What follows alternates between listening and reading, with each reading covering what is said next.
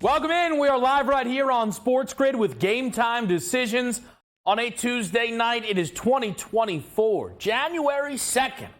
New year, same us. You know what it is. Look, we have a lot to get to, though, over these 2 hours. The national championship game in the college football world is set. We have just 1 week of the regular season remaining in the NFL, as well as some NBA, some college basketball, even a little bit of NHL to get to here on this Tuesday night.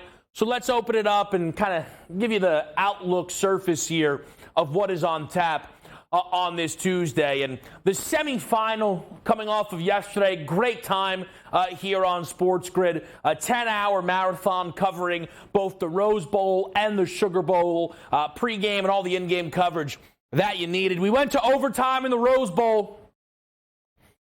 Oh, this thing sucked. I hated watching this. It's all right, though. Michigan gets the job done. J.J. McCarthy, 3 passing touchdowns, 27-20.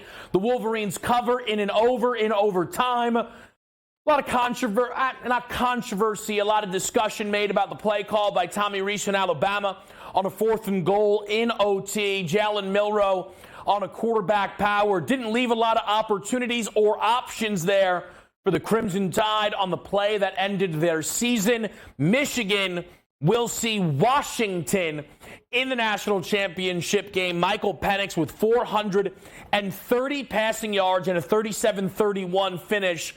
A game really defined by horrific coaching decision after horrific coaching decision. Sark doesn't know to go for 2.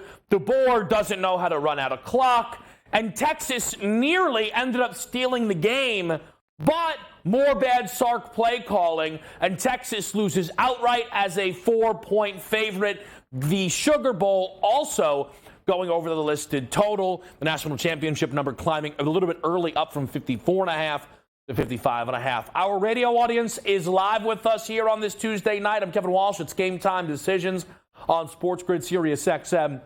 Channel 159. Let's go from the college game to the pro game. The AFC and NFC playoff pictures are both now starting to materialize, but there is still plenty up for grabs in Week 18. Baltimore locked. Top spot right there as the number 1 overall seed in the AFC. Chiefs will sit here at 3. And I believe we are also all set that Cleveland ends up as the 5th seed. I believe that is all safe, set, and secure. The big thing is Sunday Night Football, Miami and Buffalo, and working on getting you some special coverage here for that big game on SportsGrid with the Pro Football Today crew. Because this game is not only going to decide the AFC East, winner is the 2 seed, but if Buffalo loses to Miami, it is absolutely possible they miss out on the playoffs. All that needs to happen is a Jacksonville victory, favored over Tennessee, and a Pittsburgh victory, favored on the road in Baltimore. But the notion is the Ravens will not be playing anyone in that game. Again, it is very possible that we go into Sunday Night Football where the Bills will either be the 2 seed or out of the playoffs in the AFC. A wild Week 18 is coming up. In the NFC, it feels like there's a lot more certainty on how this is going to land. A disgrace, a disaster, and a lot of answers are needed in Philadelphia for their loss as an 11.5-point home favorite against the Arizona Cardinals. Though, I say there needs to be answers, but we know what it is. The defense is abysmal. It has been for most of this season, and it's not getting any better, despite the change to Matt Patricia as the defensive coordinator. And what happens now? Philly goes from the likely 2 seed, with still an outside chance at being the number 1 seed if they would have won that game, now to the 5. And sure, Philly will be favored over whomever wins the NFC South. Tampa Bay still the favorite. They're a winning in. Potentially it could be the New Orleans Saints as well. But even if Philly got past the NFC South champion in a 4-5 game. Are the Eagles really going to go into San Francisco, get a win? And let's say they do that. Are they then going to follow that up and go into Dallas and get a win, go into Detroit and get a win? I don't think so. I don't. And the Philadelphia Eagles are a team that I still had confidence in big picture.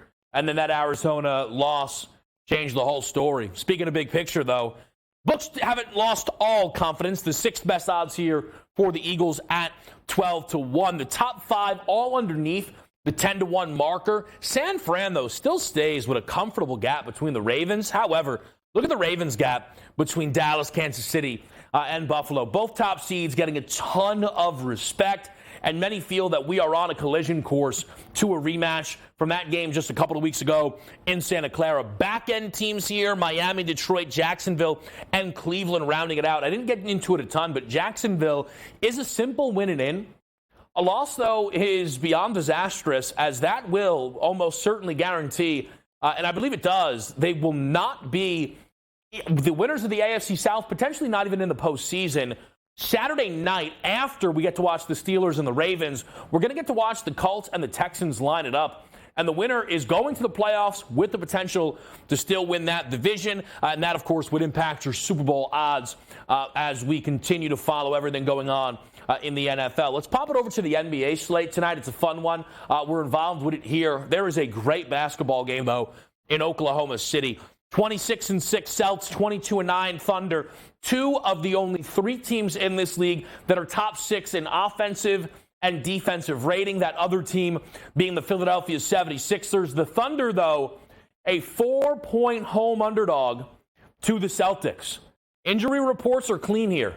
Gives you an idea of just how much the Celts are valued by the books still as the very best team in the NBA. I'm betting this game tonight, not a side. We'll talk about it when we get there. We have the return, though. We mentioned the Sixers for Joel Embiid. They're double-digit favorite against the Chicago Bulls. Double-digit line for Memphis and San Antonio. Late night feels like an important one for the Golden State Warriors. Felt like this team was starting to turn the corner a little bit off of that overtime victory against the Boston Celtics. Momentum rolling. Now losers of three in a row. A couple of home losses. Klay Thompson and Steph Curry have been shooting it horribly for the Warriors. Can they bounce back? We'll see if they answer that question tonight against the Magic. Let's shift it over college basketball style with a quick pick here. I'm going to the number one team in the country, and that's the Purdue Boilermakers. Coach James Young will be with us tonight on Game Time Decisions to go both his college and NBA card. And I know he's betting this game between Maryland and Purdue. Light line tonight on Purdue at Maryland, about a 5.5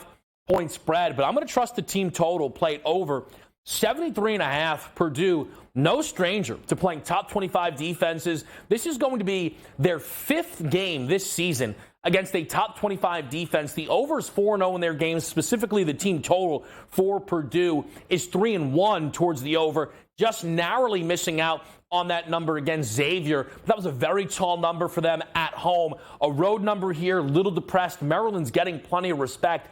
Could they strike the upset? It's possible, but they would need to have a great offensive night. I trust the baseline level for Zach Edey and co. on the offensive side. We'll get to the full card next here on SportsGrid.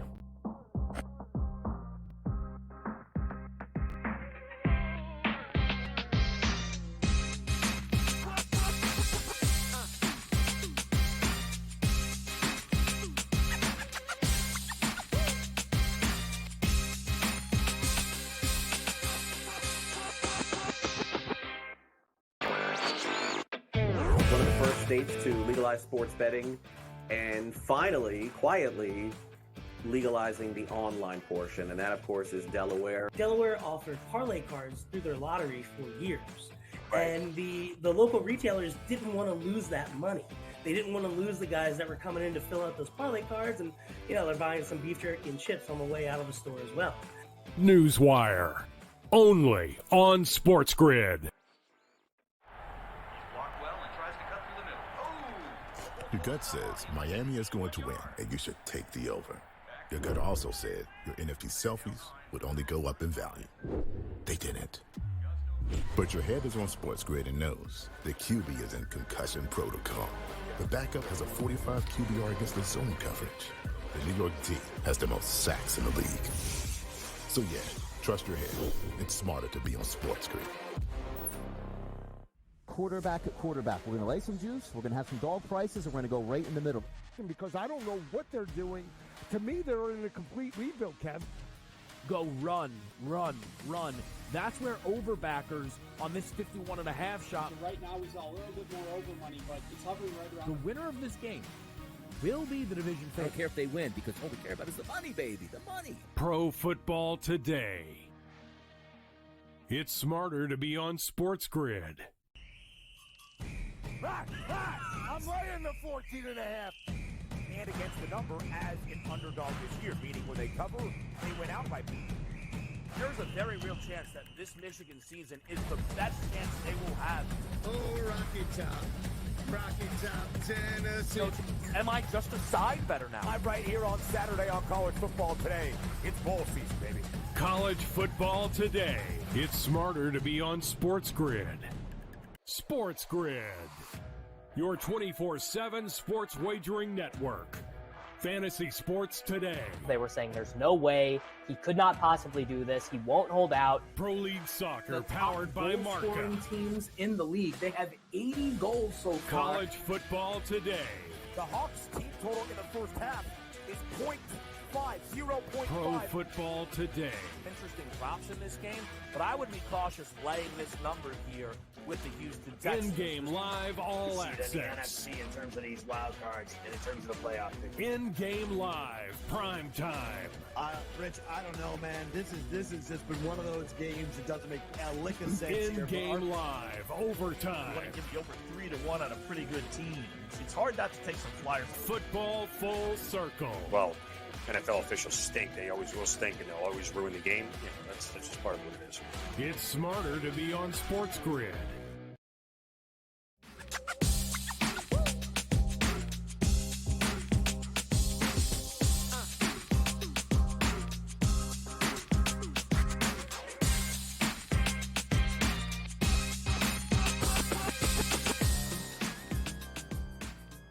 All right, welcome back in. It's Game Time Decisions on a Tuesday night. Good crew here.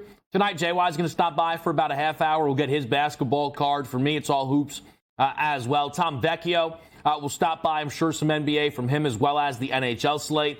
We will also talk to my man Joe Lisi, who had himself a wonderful start to the new year on both Michigan and Washington yesterday. And then we'll see the consig at 7:40 and sulk over what could have been with the Alabama Crimson Tide. But before that, let's get the card here from me. 6 picks, 3 pro, 3 college. And we'll start in the NBA. Ja Morant over 7.5 assists. Now, this number is a touch expensive at -130, but I do think it is worth it. It was a little more expensive at other shops. Saw -140s out there on Ja. Definitely want to keep this underneath 8.5. Though, the double-double for Ja is a little bit tempting. Even the triple-double number, which is 12-1, 13-1, as you look around. But the key for Ja, one, simple put, he's over this number in 4 out of 6 games since returning to action. One of those unders, he landed 7.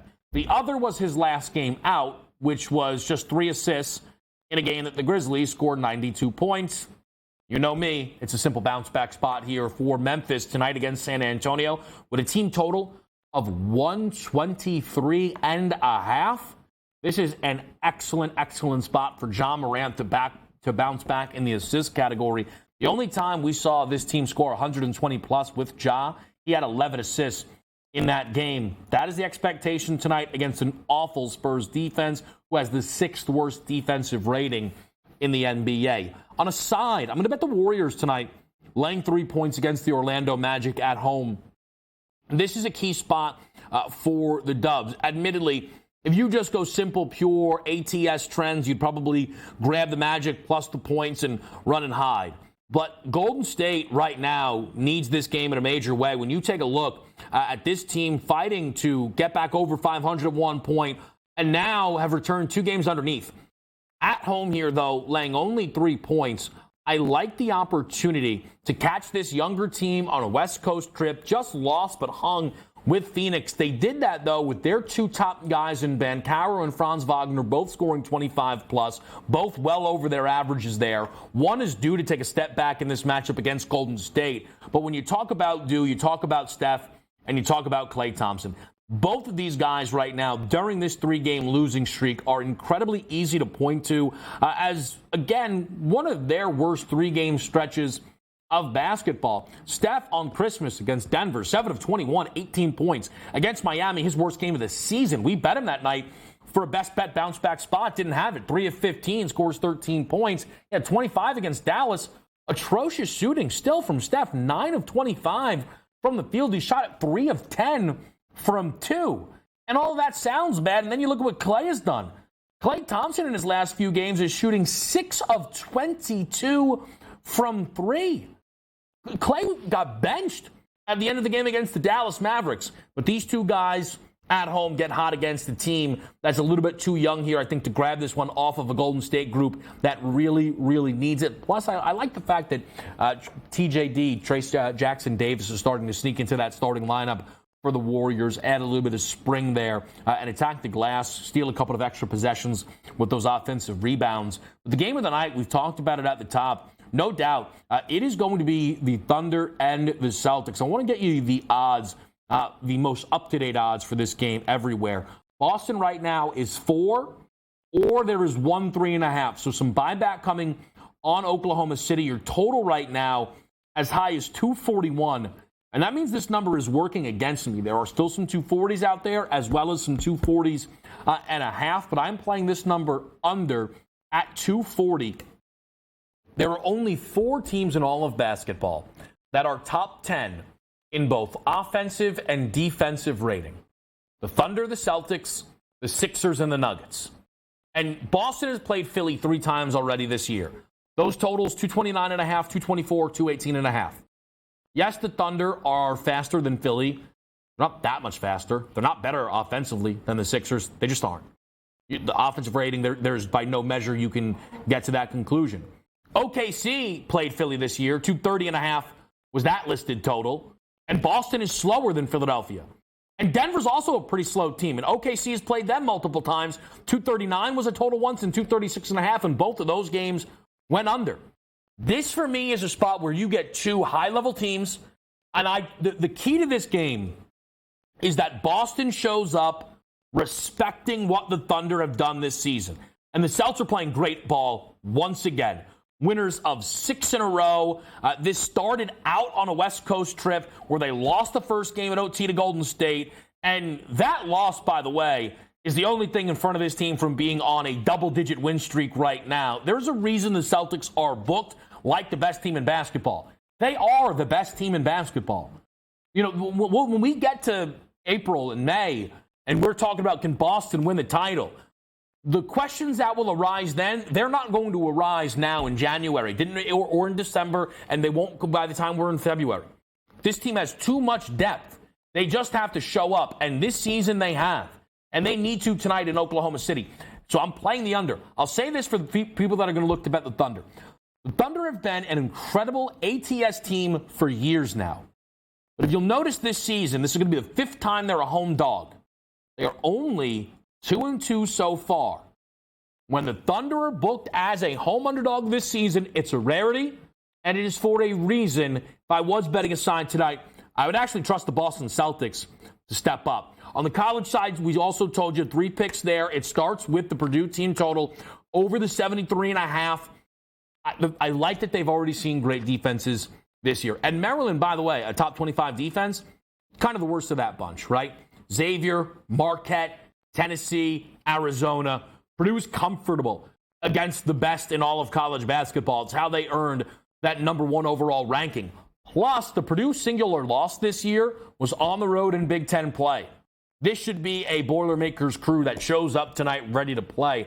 While Maryland looks like they've turned the corner, a 1-3 team that's won 8 of 9, there's not a ton of covers in that run, and there's a lot of bad basketball teams during that stretch. The 69-60 victory at Pauley Pavilion in UCLA, understandably a very, very good win for this team as a 3.5-point underdog and went well through their team total. And if tonight Maryland goes through their team total, great, awesome, love it. Pushes Purdue even further. So I'm going to trust the Boilermakers on the offensive side here for this game. UNC Pitt for a little ACC action. We're on 2 ACC games tonight.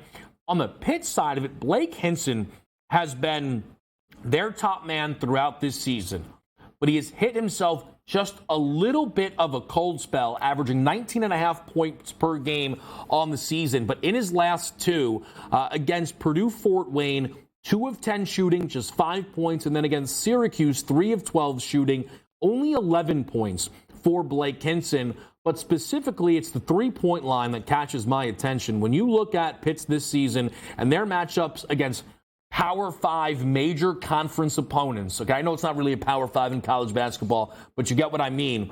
Against Florida, 3 of 9 from 3. Oregon State, 3 of 11. Mizzou, 5 of 8. Clemson, who is as good, if not a better defense than North Carolina, 6 of 10 from 3. West Virginia, 9 of 15. And Syracuse, the lone under at 1 of 7. But all of that volume for Hinson and a double bounce back spot at home as well. High tempo North Carolina. This Blake Hinson prop tonight, my favorite on the college basketball board. We're taking a chance on an under with the Duke Blue Devils and their matchup against the Syracuse Orange at 151.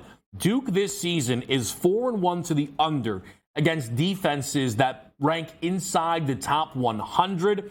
And Duke is a top team in college basketball, top 10 offense, top 30 defense. Hugh's only comp spots there would be their games against Gonzaga and Tennessee. Those were both dead shot unders this year. We're going to play the 151.5 under between Duke and Syracuse. Coming up next, though, on SportsGrid Game Time Decisions, we get joined by Coach James Young next.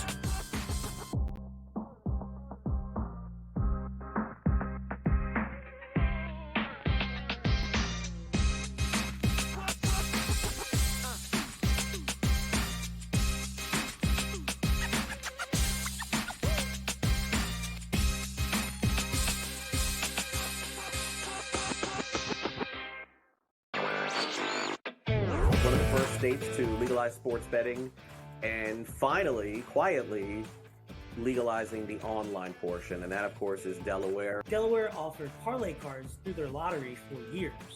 And the local retailers didn't want to lose that money.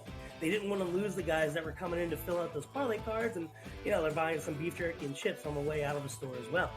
Newswire. Only on SportsGrid. Your gut says Miami is going to win, and you should take the over. Your gut also said your NFT selfies would only go up in value. They didn't. But your head is on SportsGrid and knows the QB is in concussion protocol. The backup has a 45 QBR against the zone coverage. The New York D has the most sacks in the league. So yeah, trust your head. It's smarter to be on SportsGrid. Quarterback at quarterback. We're going to lay some juice. We're going to have some dog prices, and we're going to go right in the middle. Because I don't know what they're doing. To me, they're in a complete rebuild, Kev. Go run, run, run.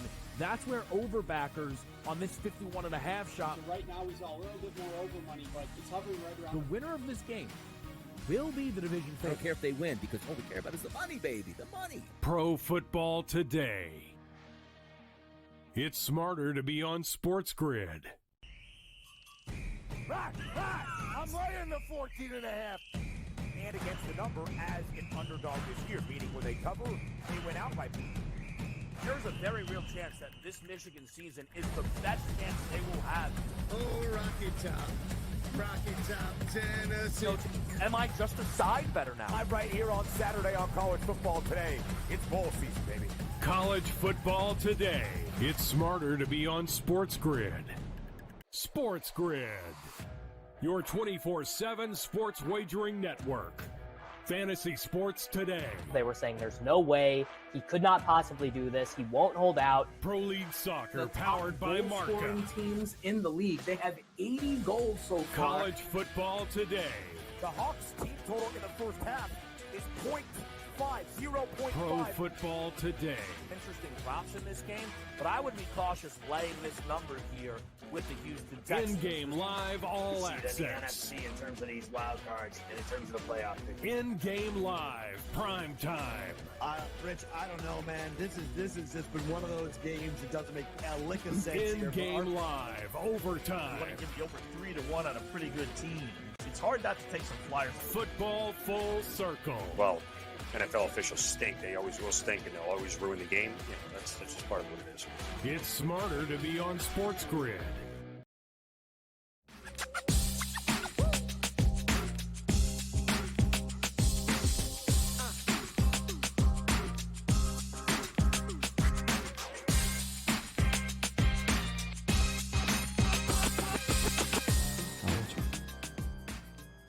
All right, we're live with you here. It is Game Time Decisions. I'm Kevin Walsh. I'm joined by Coach James Young. JY, usually I like to talk and hang out a little bit, but I want to race to one here because people aren't going to have a lot of time to get involved with a UConn DePaul pick that you have. This is a 6:30 tip in the Big East. What do you like in this game?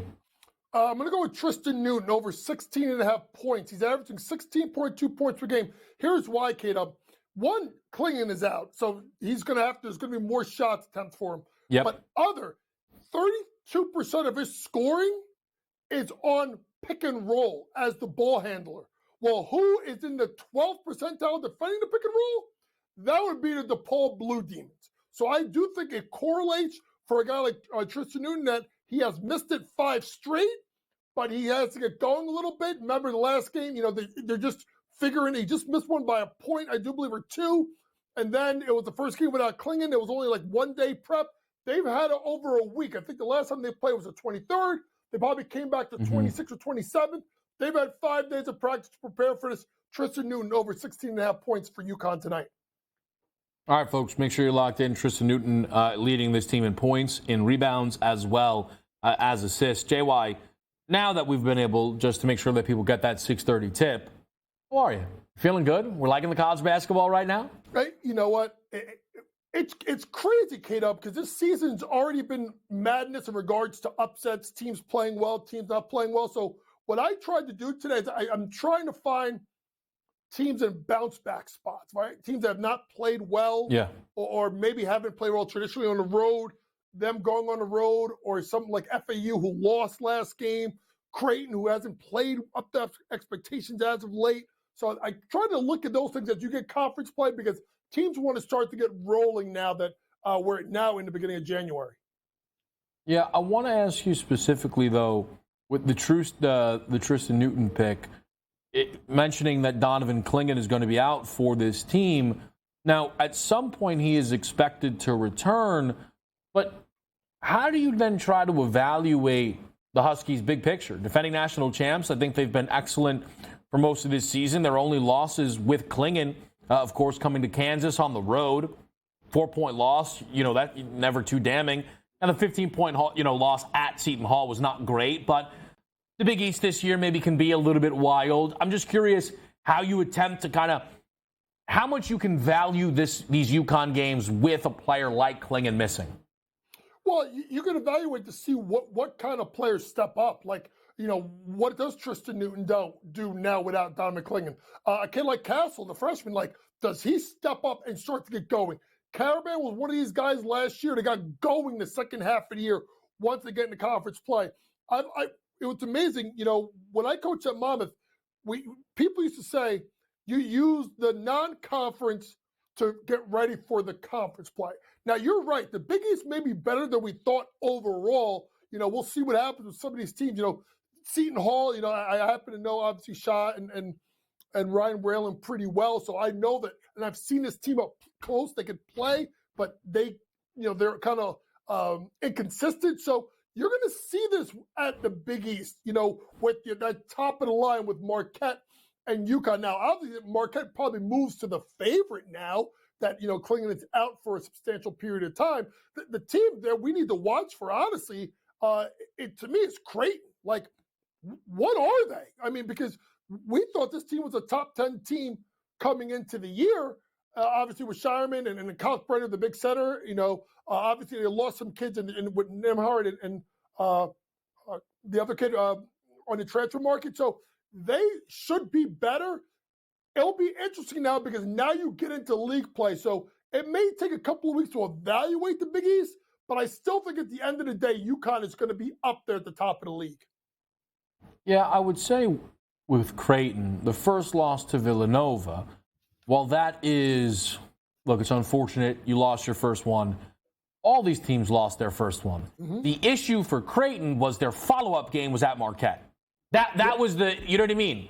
So Creighton, while they're 0-2, this is available, JY, Big East regular season winner markets. Creighton at plus 750 is a touch tempting. I'll put it to you like this. They're plus 750, while Villanova is plus 320. Now, hold on. I've listened to JY break down Villanova. I understand that maybe they've turned in the corner a little bit, but more than half the number of Creighton just because they won at Creighton, I'm not so sure about that. You are right, Marquette, though, a 2-1 favorite.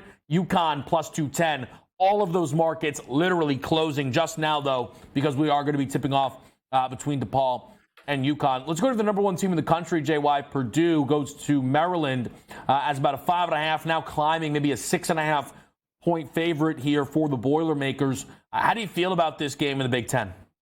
I think this is a big spot for a Purdue team. When the last time they went on the road, the Open Conference play, they lost at Northwestern. Maybe an underrated Northwestern team.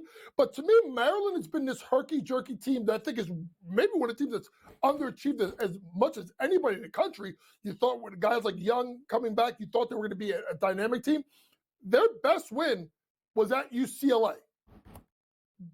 That doesn't hold as much weight as we think it does based on how UCLA has played. Meanwhile, Purdue is battle-tested. This is a big spot for them. I got them at 5.5. I know you went team total over. I just don't trust this Maryland team this year. I just think it could be one of those years where things just don't go right. I think you're right with the total points over, and I do like Purdue minus 5.5, now up to 6.5 on FanDuel. Yeah, I took the team total. It's interesting. One of the reasons I feel confident about the team total, JY, is this exact spot is where Purdue dropped their only game this season at a Big Ten team on a light, interesting line against Northwestern. So I think they'll be focused here.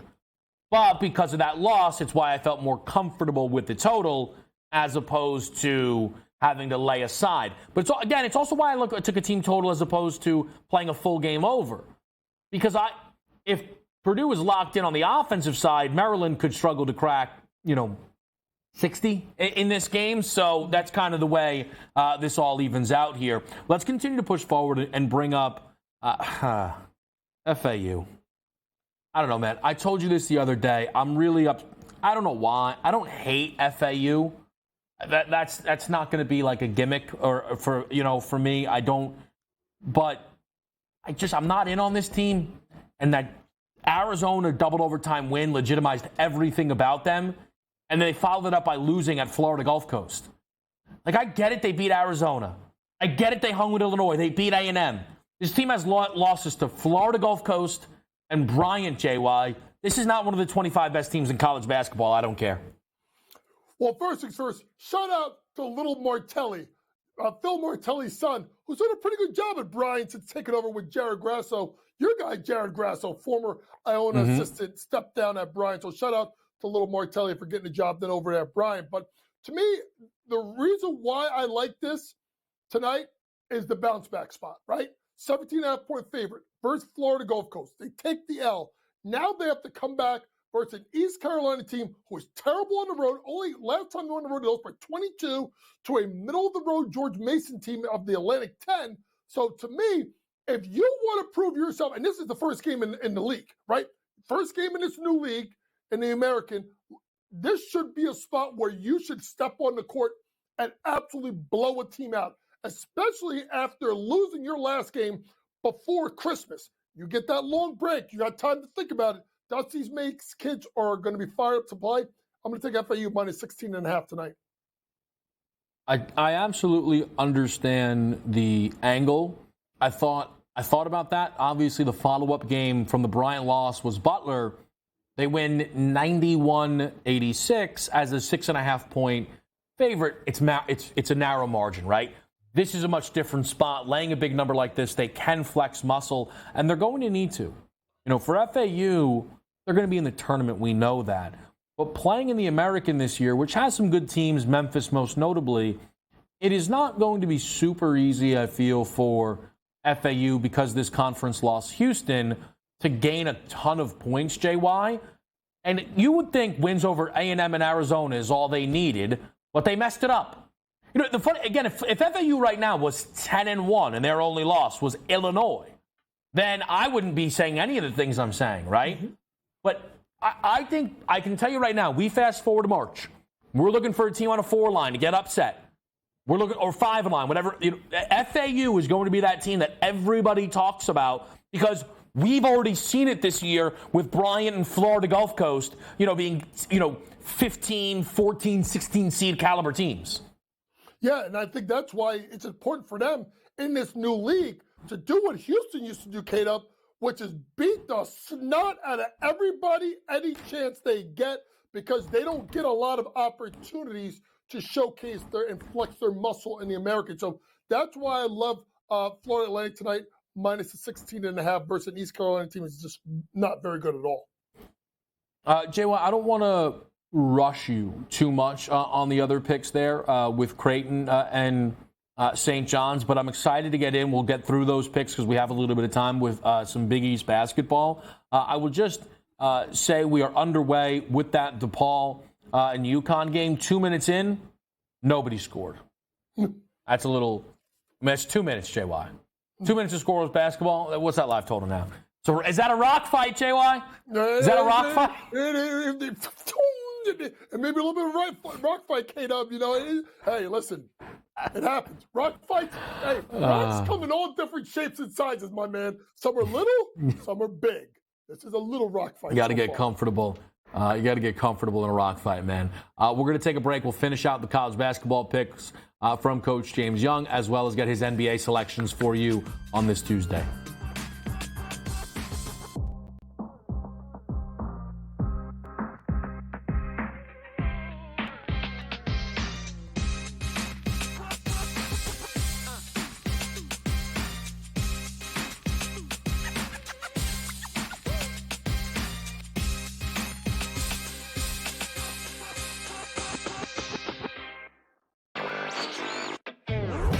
States to legalize sports betting and finally, quietly, legalizing the online portion. And that, of course, is Delaware. Delaware offered parlay cards through their lottery for years. Right. And the local retailers didn't want to lose that money.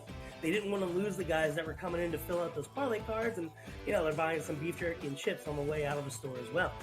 Newswire. Only on SportsGrid. Your gut says Miami is going to win, and you should take the over. Your gut also said your NFT selfies would only go up in value. They didn't. But your head is on SportsGrid and knows the QB is in concussion protocol. The backup has a 45 QBR against the zone coverage.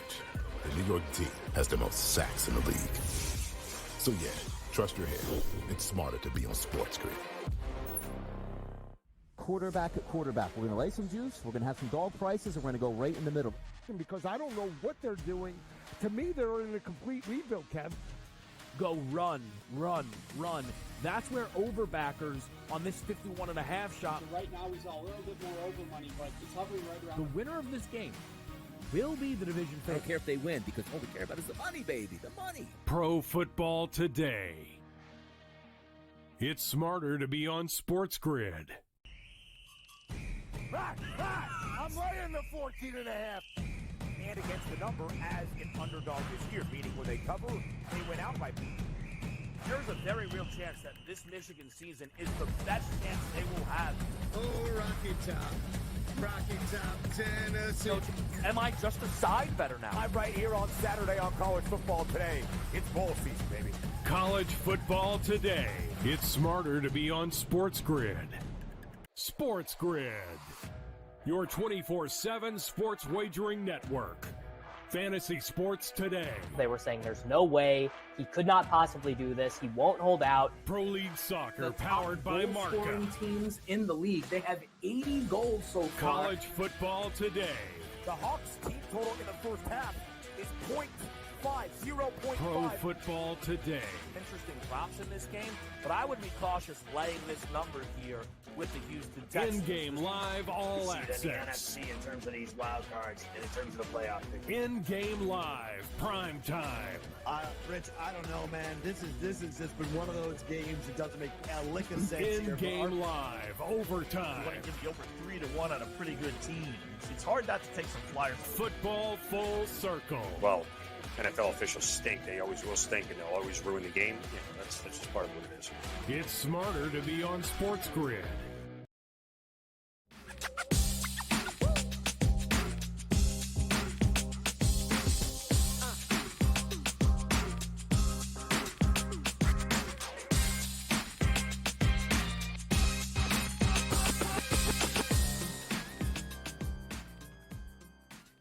All right, back with you right here on Sports Grid. I'm Kevin Walsh. Coach James Young, 6 with us here. JY, just putting up this college basketball at Big East. Georgetown captured about 12 at home from Creighton. St. John's laying around 6.5 now against the Butler Bulldogs. Yeah, I'm going to go with the two favorites here. First, with Creighton minus the points.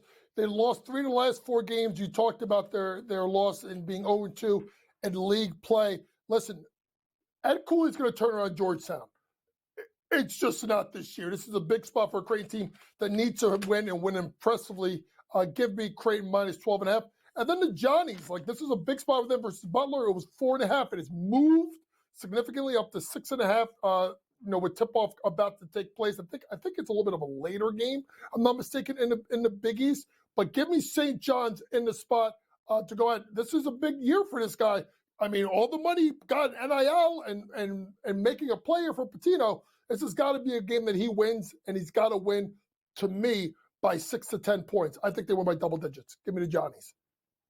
All right, let's get over to the NBA then tonight, JY. Some interesting games on this board. We got Joel Embiid back, though, the MVP favorite who then missed 2 games and saw his status bumped around, and now he's back to a co-favorite with Nikola Jokic. Doncic and SGA still certainly both heavily in the mix when you look at the odds. What do you think about Embiid and the Sixers in his return at home tonight? Well, the Bulls are 2-0 against the Sixers this year. Good for you. They also are missing Nikola Vucevic, and they're missing, obviously, Zach LaVine. Lonzo may not come back ever. Bulls are on the back-to-back. Joel's rested. So are the Sixers. Kind of seems like a tough spot for a team like the Chicago Bulls would be in. Give me the Philadelphia 76ers minus the points. I think they win. I think they beat them up pretty good with JoJo back in the lineup.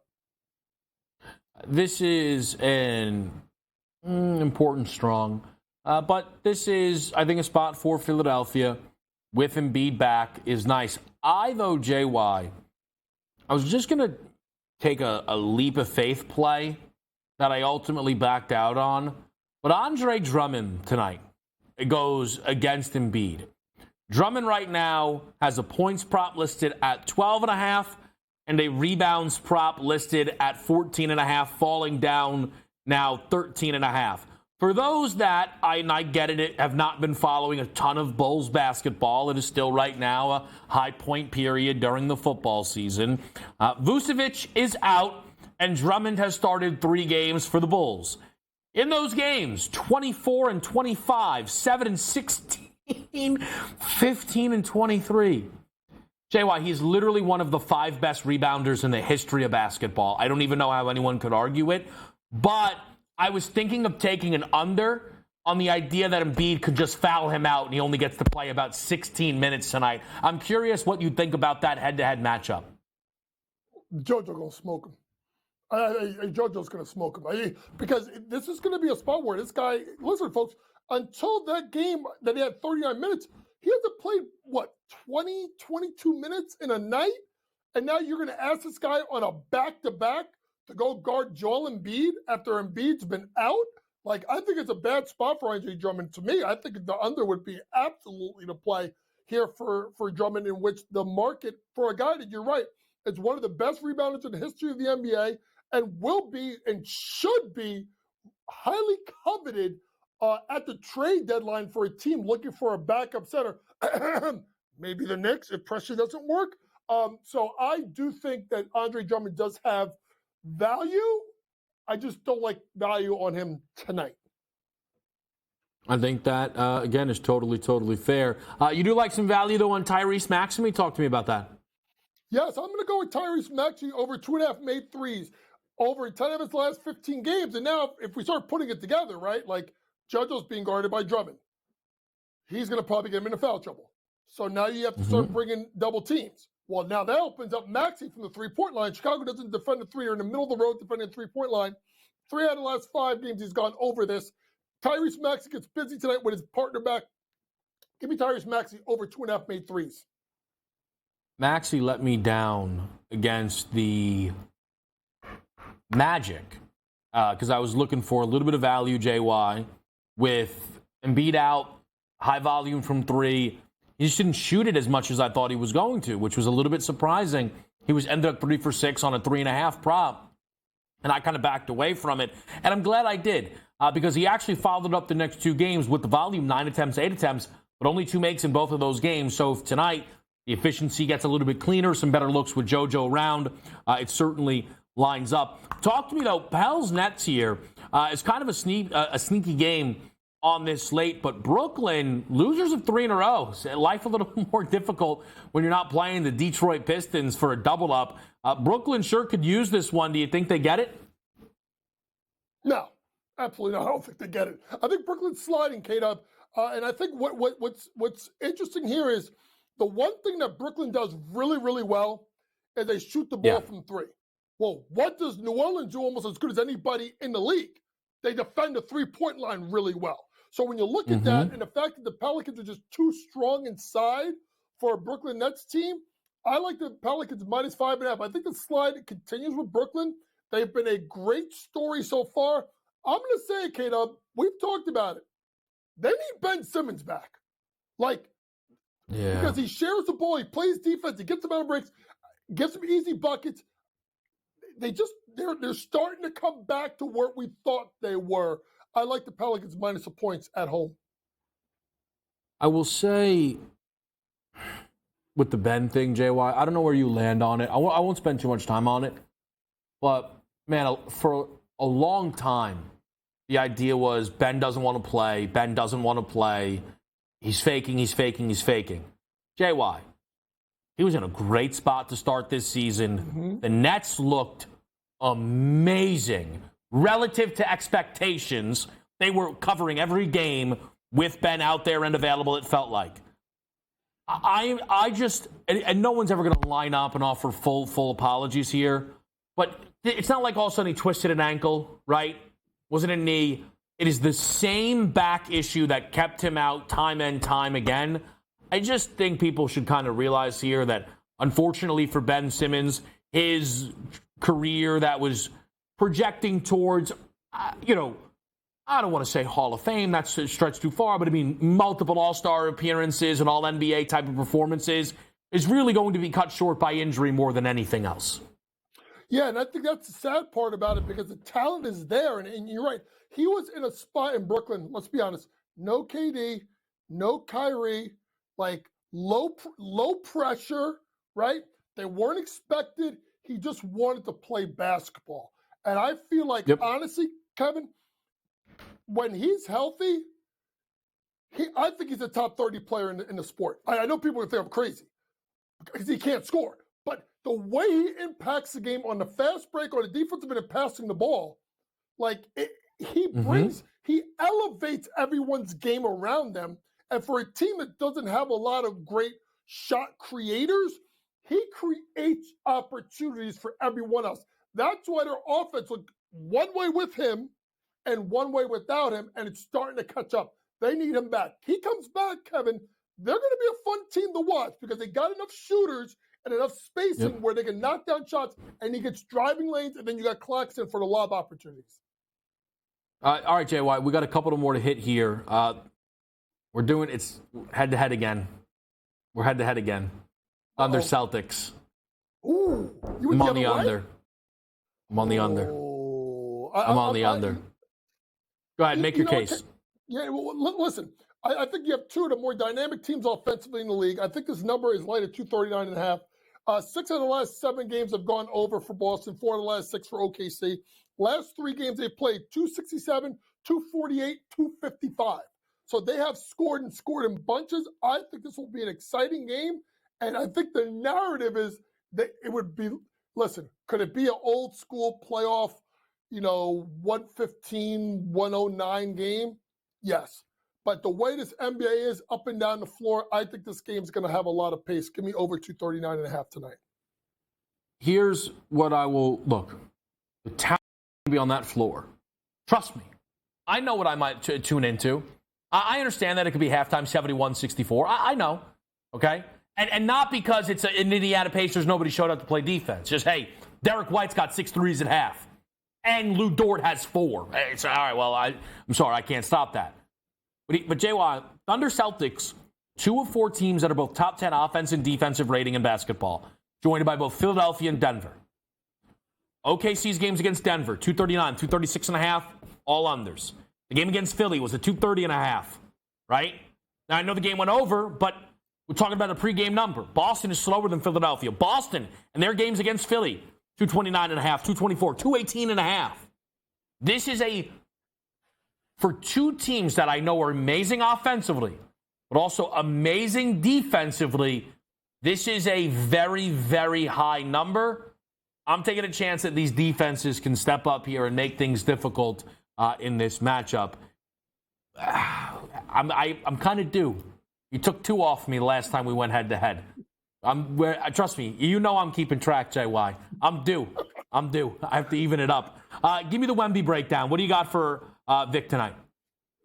Hey, the Big Eiffel. Is that his nickname? I don't know what his nickname is. Whatever he is. SpongeBob. Whatever he is. Gumby. Over 2.5 blocks for Wembanyama tonight in his game versus Memphis. Listen, he's going over 14 of 28 this year. He has missed it 2 straight. He's only missed 3 straight, only 1 this year. And here comes Ja. And as I'm telling you, Ja's going to see him at the rim, and Ja's going to try and check him and see if he can get to the cup. Big Wemby gets busy. Plus, they don't play no damn defense in San Antonio anyway, so it's going to be a layup line. So let Wemby get a couple of blocks. -110. Victor Wembanyama over 2.5 blocks tonight. All right, SpongeBob. I might have missed something. I don't know. Are people saying that, or is that you? That's probably me. Okay. Gumby. How about Gumby? Gumby could work though. Do you I'm gonna Gumby? just. Are you too young? You may be too young for Gumby. No, I do know. I know the Gumby. Okay. Quick thing on Vic. Jaime Jaquez has the 3rd best odds to win Rookie of the Year at 45-1. Shout out to Miami Heat, by the way. We said that on draft night. They took Jaime. I was like, hate the pick, but now I love the pick because he's a Heat, right? And it'll work out. Vic is the 2nd option at +150. Chet is -250. Victor Wembanyama is a clear-cut Rookie of the Year, if not for what is a very simple and soon-to-be unbeaten cheat code to win this award, which is be a top 3 pick, sit out a year, and come back. Blake Griffin did it. Ben did it. And unless Chet gets injured, Chet's going to make an all-star team. Of course Chet's going to win this award, JY. Absolutely. I thought Kevin was about to curse there, but he caught himself. No, I was going to say freaking, but I didn't even say freaking. Yeah, But listen, Chet's going to win it. And by the way, I'm a pro. We were right. Jaime Jaquez, Miami Heat. It just works with these guys. I don't get it. Yeah, it's wild. By the way, Scoot Henderson said the race is not over if you want a 250-1 ticket on Scoot. Good stuff, JY. We'll be right back.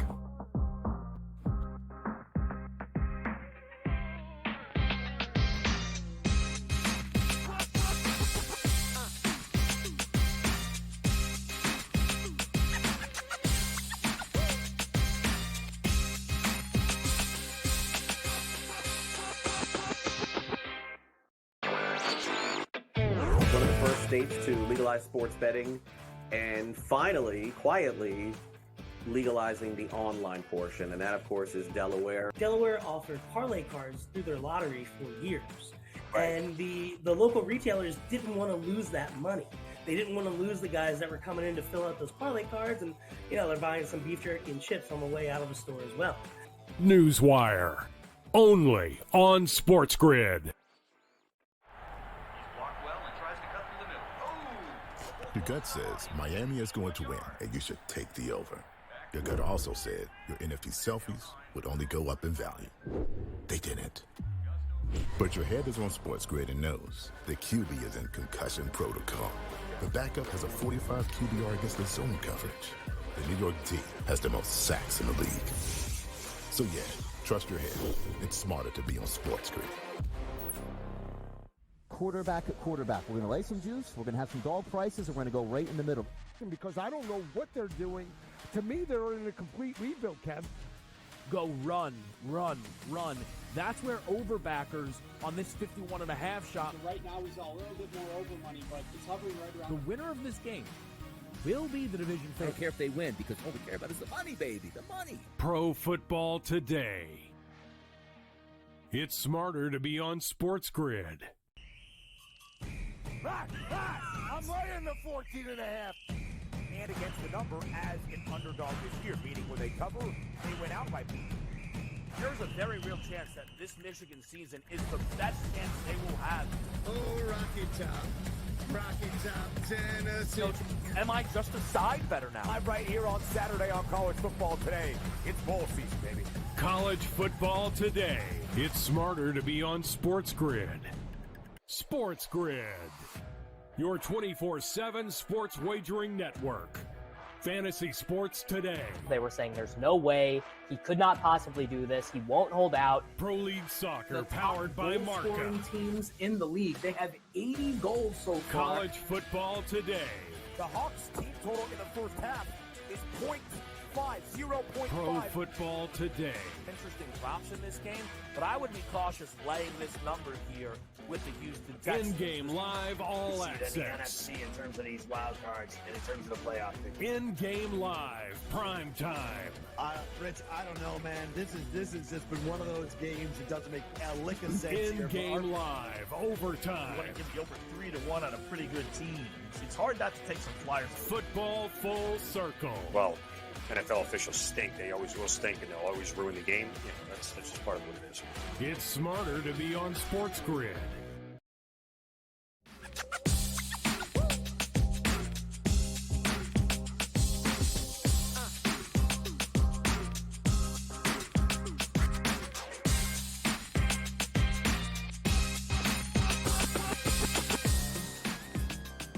Quarterback at quarterback. We're going to lay some juice. We're going to have some dog prices, and we're going to go right in the middle. Because I don't know what they're doing. To me, they're in a complete rebuild, Kev. Go run, run, run. That's where overbackers on this 51.5 shot. Right now, he's a little bit more over money, but it's hovering right around. The winner of this game will be the division I don't favorite. care if they win because all we care about is the money, baby. The money. Pro Football Today. It's smarter to be on SportsGrid. The Bostonian versus the Book. 56% is really good. Anything close to 60 is retirement level stuff. So there's way more people on the lower side of that. You have to learn how to manage that. This is a game of give and take. Or come in quick and hit them and get out. The Bostonian versus the Book. We spent all offseason where the NFL said, hey, just so you guys know, running backs don't matter. If we then this year give the MVP to a running back, the irony. I am disappointed that they lost to FAU because secretly I don't really like this FAU team very much. I don't know. They're just not for me. And now they've completely legitimized the Owls. Game time decisions. Only on SportsGrid. It was Brock Purdy as a hefty odds-on favorite, nearing $2 ahead of the marquee matchup on Christmas night out in Santa Clara between the 49ers and the Ravens. Lamar Jackson, I know everybody says Christian McCaffrey, he does everything. It sets the offense up and all that. All of it's true. But Lamar Jackson sets the football team up, not just the offense, everybody. The Early Line. Only on SportsGrid. SportsGrid. Your 24/7 sports wagering network. Fantasy sports today. They were saying there's no way he could not possibly do this. He won't hold out. Pro League Soccer, The powered by top goal-scoring Marca. teams in the league. They have 80 goals so far. College football today. The Hawks team total in the first half is 0.5. Pro football today. Interesting props in this game, but I would be cautious laying this number here with the Houston Texans. In-game live all You see it in the access. NFC in terms of these wild cards and in terms of the playoff picture. In-game live, prime time. Rich, I don't know, man. This has just been one of those games that doesn't make.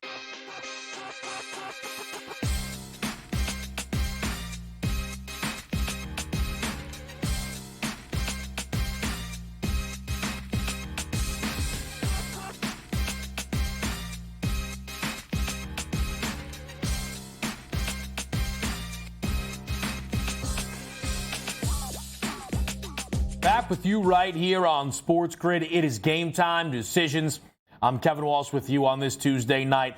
Coming up at 7 o'clock, we have some college basketball for you. My best bet on the college slate is Blake Hinson of Pitt over 2.5 made threes. He has been excellent this season with the volume and the efficiency against the major conference opponents that Pitt has had. Florida 3 for 9, Oregon State 3 for 11, Mizzou 5 of 8, 6 of 10 against Clemson, West Virginia 9 of 15. The first under his last game on a 1 of 7 performance against Syracuse. Love the chance to bounce back tonight against a high-tempo team like the North Carolina Tar Heels at home for Blake Hinson. The other college basketball pick that we have for you starting at 7 o'clock. JY is laying the number with Purdue. I'm keeping it a little bit safer. At least that's how I view it. Could be wrong, of course.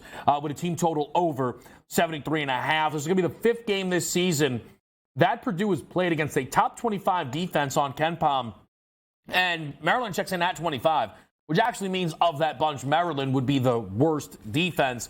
3 of the 4 games for Purdue, they hit their team total towards the over. The actual full game number is 4-0 to the over, which was a tempting play.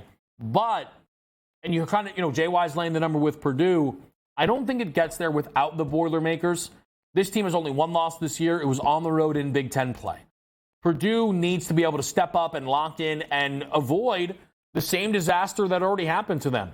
And look, if you follow college basketball, you bet college basketball, you know a 5.5-point unranked home dog there looks live certainly tonight for the Terps. It's very comparable to the spot that Purdue was in against Northwestern in that game that they lost already this season. So give me the team total for Purdue in a step-up spot here of 73.5 over against Maryland.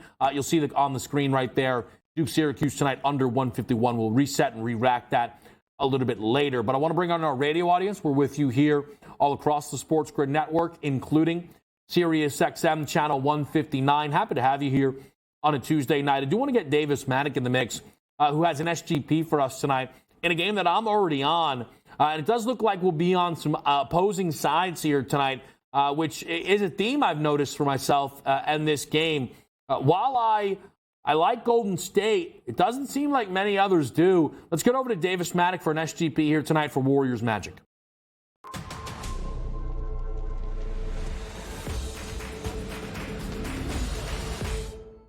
All right, guys, we are back for another same game parlay over on the FanDuel Sportsbook, trying to battle off that New Year hangover by focusing on some NBA action. We've got a really interesting matchup between the Orlando Magic, who are really overachieving this season, who are traveling to Golden State to play at the Golden State Warriors, who are very much underachieving this year. I'm actually going to take the Orlando Magic against the spread here, plus 3.5. The Magic have been one of the better teams in the Eastern Conference. Right now, they are only 23rd out of 30 in offensive rating, but they are 2nd out of 30 in defensive rating, and I just don't love this spot for the Golden State Warriors, who are going to be much smaller in the aggregate, especially without Draymond Green in the lineup. Then to add to our same game parlay, we're going to take Paolo Banchero to make 2 or more three-pointers in this game. No, he's only shooting 3.5 per 36 minutes, but he is shooting 35% on them, and I expect the Magic to try and space it out a little bit against these smaller Golden State Warriors lineups. I like this angle on Banchero. And then we are also going to take Franz Wagner to record 4 or more assists in this game. He is averaging slightly over 4 assists per 36 minutes. I think his minutes get extended tonight. I think we see a lot of the Banchero-Wagner front court here against the Golden State Warriors. This gives us a plus 316 same game parlay. Magic plus 3.5.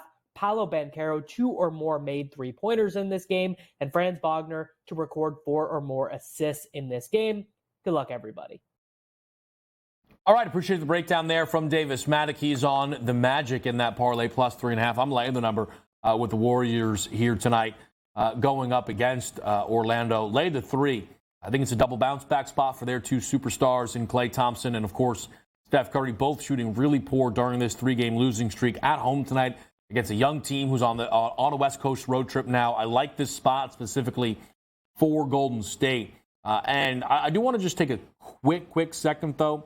And again, we're going to be joined in a moment here by Joe Lisi. He'll join us in about 20 minutes' time. We'll kind of reset what the college football was and what is coming. But we are live right now with the national championship odds, of course, for Monday. Michigan a 4.5-point favorite, as well as a total checking in 55.5. This number has come up a touch. They have also already unleashed the player props. 297.5 Michael Penix Jr., 190.5 J.J. McCarthy. Blake Corum, huge number.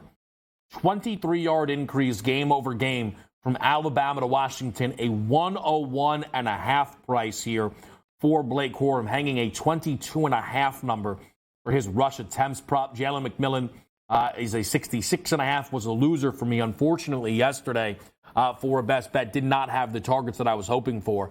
But you will also find next year's national championship market out and available. And this is something we'll talk about when the time comes. You know, we always hit these things on the reset. Obviously, you know, a season ends and we get to it. But if you'll look right now, the favorite to win the national championship is Georgia 4-1. They were half that number, about, give or take, last year. Heading into the season, Bama is your second choice at plus 550. Odd number discrepancy between Ohio State and Michigan. 7-1 on the Buckeyes, 10-1 on the Wolverines. Is that a Harbaugh's leaving number? And a McCarthy's leaving number? And a Corum's leaving number kind of thing with the Michigan Wolverines? Maybe so, but the idea right now is Ohio State doesn't have a quarterback. But that's not even really what I wanted to bring up here. We have 9 teams underneath 20-1. 9 to win the national championship next year. Georgia, Bama, Ohio State, Texas, Michigan, Oregon, LSU, Ole Miss, and Florida State. And we have 15 teams that are underneath 50-1 to win the national championship. That's rounded out with Penn State, Notre Dame, Texas A&M, Clemson, USC, and Oklahoma, with another 3 teams checking in at 50-1.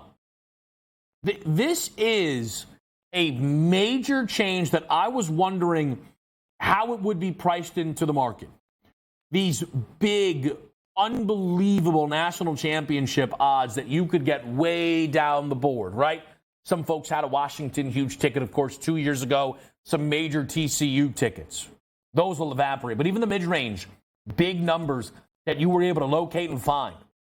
Those unfortunate now losing tickets, but tickets that we got on Alabama after the Texas loss, right?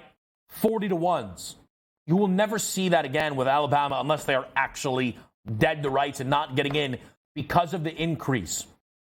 It gives you more breathing room for your national championship futures, but you are now not dealing with as big of numbers. Maybe need to be a little bit more selective who you actually trust in that market.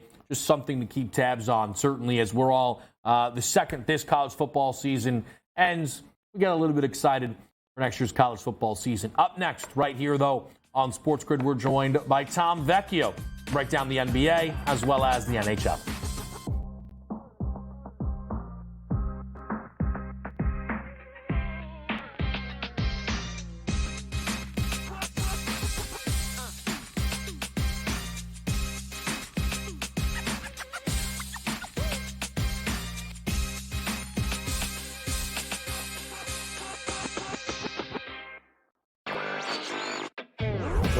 states to legalize sports betting, and finally, quietly, legalizing the online portion. And that, of course, is Delaware. Delaware offered parlay cards through their lottery for years. And the local retailers didn't want to lose that money. They didn't want to lose the guys that were coming in to fill out those parlay cards, and they're buying some beef jerky and chips on the way out of the store as well. Newswire, only on SportsGrid. Your gut says Miami is going to win, and you should take the over. Your gut also said your NFT selfies would only go up in value. They didn't. But your head is on SportsGrid and knows the QB is in concussion protocol. The backup has a 45 QBR against the zone coverage. The New York D has the most sacks in the league. So yeah, trust your head. It's smarter to be on SportsGrid. Quarterback at quarterback. We're going to lay some juice. We're going to have some dog prices, and we're going to go right in the middle. Because I don't know what they're doing. To me, they're in a complete rebuild, Kev. Go run, run, run. That's where overbackers on this 51.5 shot. Right now, he's a little bit more over money, but it's hovering right around. The winner of this game will be the division favorite. I don't care if they win because all we care about is the money, baby, the money. Pro Football Today. It's smarter to be on SportsGrid. I'm laying the 14.5. And against the number as an underdog this year, meaning when they cover, they went out by. There's a very real chance that this Michigan season is the best chance they will have. Oh, Rocky Top, Tennessee. Am I just a side better now? I'm right here on Saturday on College Football Today. It's bowl season, baby. College Football Today. It's smarter to be on SportsGrid. SportsGrid, your 24/7 sports wagering network. Fantasy Sports Today. They were saying there's no way he could not possibly do this. He won't hold out. Pro League Soccer powered by Marca. Scoring teams in the league. They have 80 goals so far. College Football Today. The Hawks team total in the first half is 0.5. Pro Football Today. Interesting props in this game, but I would be cautious laying this number here with the Houston Texans. In-game live all access. The NFC in terms of these wild cards and in terms of the playoff picture. In-game live, prime time. Rich, I don't know, man. This has just been one of those games that doesn't make a lick of sense. In-game live, overtime. You want to give the over 3-1 on a pretty good team. It's hard not to take some flyers. Football full circle. Well, NFL officials stink. They always will stink, and they'll always ruin the game. That's just part of what it is. It's smarter to be on SportsGrid.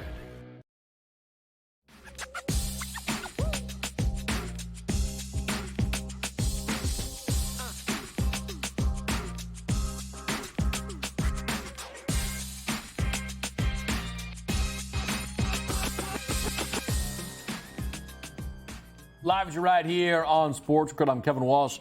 Now joined by Tom Vecchio of FanDuel to help us break down some NBA, little NHL, might sneak in even a little NFL. Tom, a happy new year, and how are you?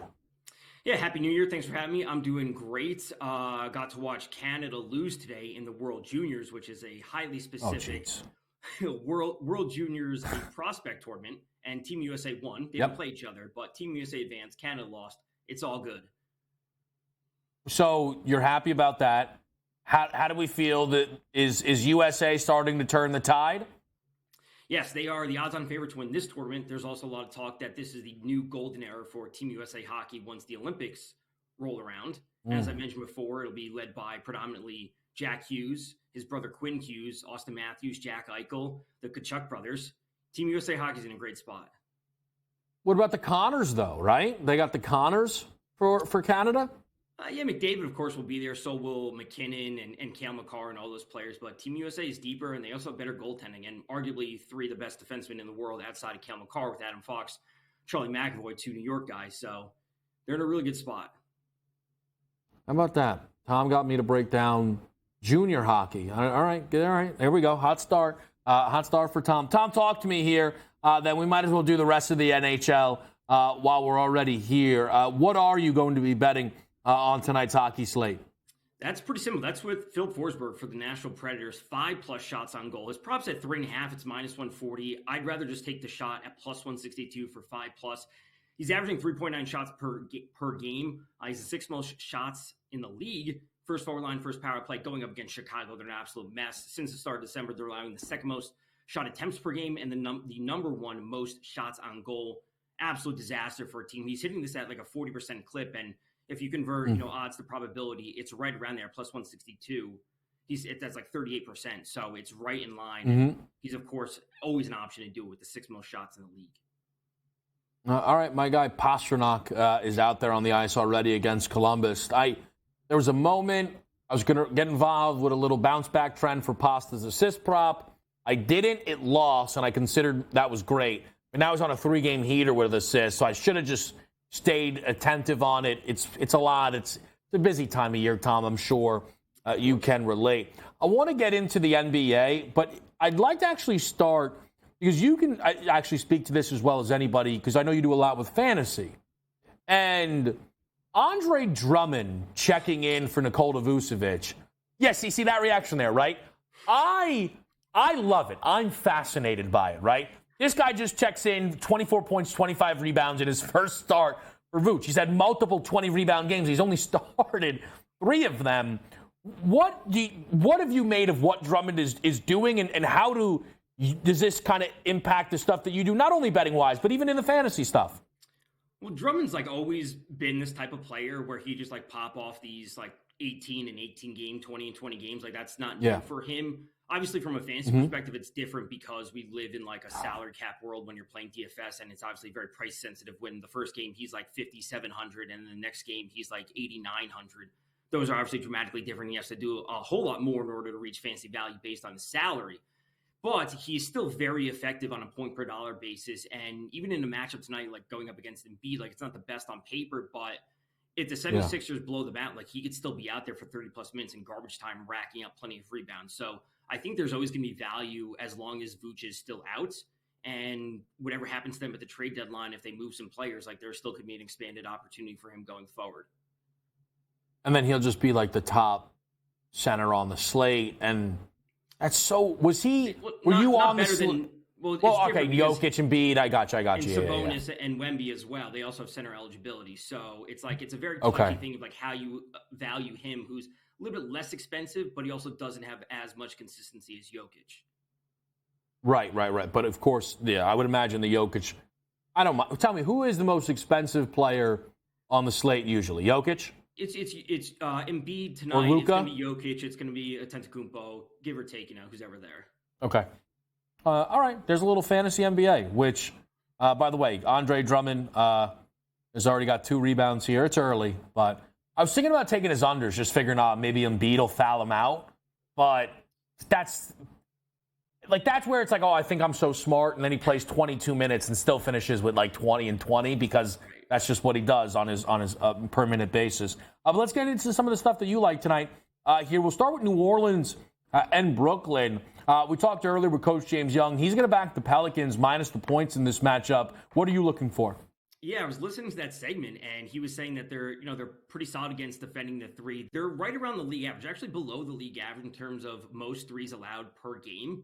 So I'm very willing to attack this with Cam Johnson over 2.5 threes. It was minus 102. Is at plus 100 wherever you can find it. He's hit at least 2 threes in 9 of 10 games. He's hit 3 or more in 5 of 10. And frankly, the Nets are going to need the offense, right? I mean, they're on this little 3-game skid right now. They've kind of just been this up and down team. Like they're going to need the scoring tonight, and he's been really solid at this. And we're not asking for a whole lot, and we're getting it at, I'm going to call it even money at plus 100 or minus 102, wherever it's at. So based on what they're doing, I don't think pounding the ball down low is a path to success for the Nets. They're going to have to rely on the outside shot. Going up against Valanciunas and Zion Williamson, like going down low is not their path to winning tonight. So they have to hit some shots, and it's probably going to be Cam Johnson, who's been pretty darn good at it lately. Well, look, to your point, and this is sometimes the type of thing that'll frustrate me as somebody who has a Nets preseason win total over. Cam Johnson is an excellent shooter of the ball. He's shooting 46% from 3, or he shot, I should say, in the month of December on 5.8 attempts. No way. It is 2024 NBA. I need that to be 8, 9 attempts a night. Right. They're all good shots. That's coaching too, right? Because there's no way Cam Johnson will be like, coach, I don't know. No, I know. Keep shooting the ball if you are Cam Johnson. I promise you, those possessions are more valuable than the Cam Thomas drive, dribble, 21-foot two-point shot. Right, and if he's shooting at 41% for the entire year thing from three, if you look back to his time with Phoenix, he was shooting 45, 46%, and that was on pretty limited, attempts just because his role was different with that team when Booker was there.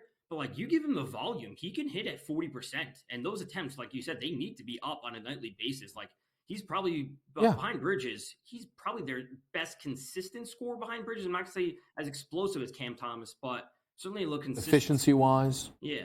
And again, you can absolutely get this bet and you're getting some plus money, right? But what would frustrate me is during this hot run you're talking about, 7 consecutive games of 6 or less threes. You're betting on a guy to shoot 50% from 3. Now, again, he can do it, but that's not what you should need from this caliber of a shooter. But nevertheless, best game on the slate tonight is Oklahoma City and Boston. What do you want to do with this game?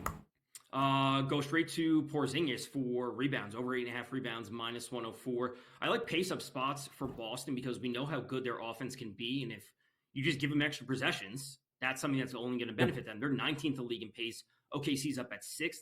OKC is a team that allowing 54.7 rebounds per game to their opponents. That's the 5th most in the league.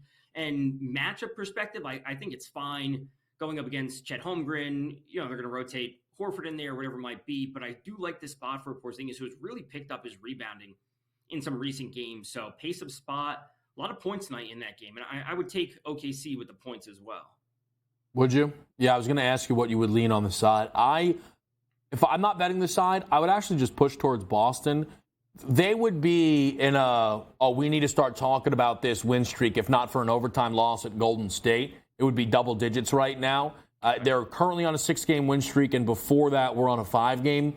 Look, they lost the game, right? But the point is, the best team in basketball is playing unbelievable basketball right now. Really, to me, what it feels like it comes down to, and I hate this at times, is does Boston realize that OKC is a step-up game, right? When they see Milwaukee, when they see Philly, when they see Denver, hell, when they see Golden State, right? I think we got to get up for this game. The Lakers, Thunder's a step-up game. Great stuff, Tom. We'll do it again soon. We're back with you right here on Game Time Decisions.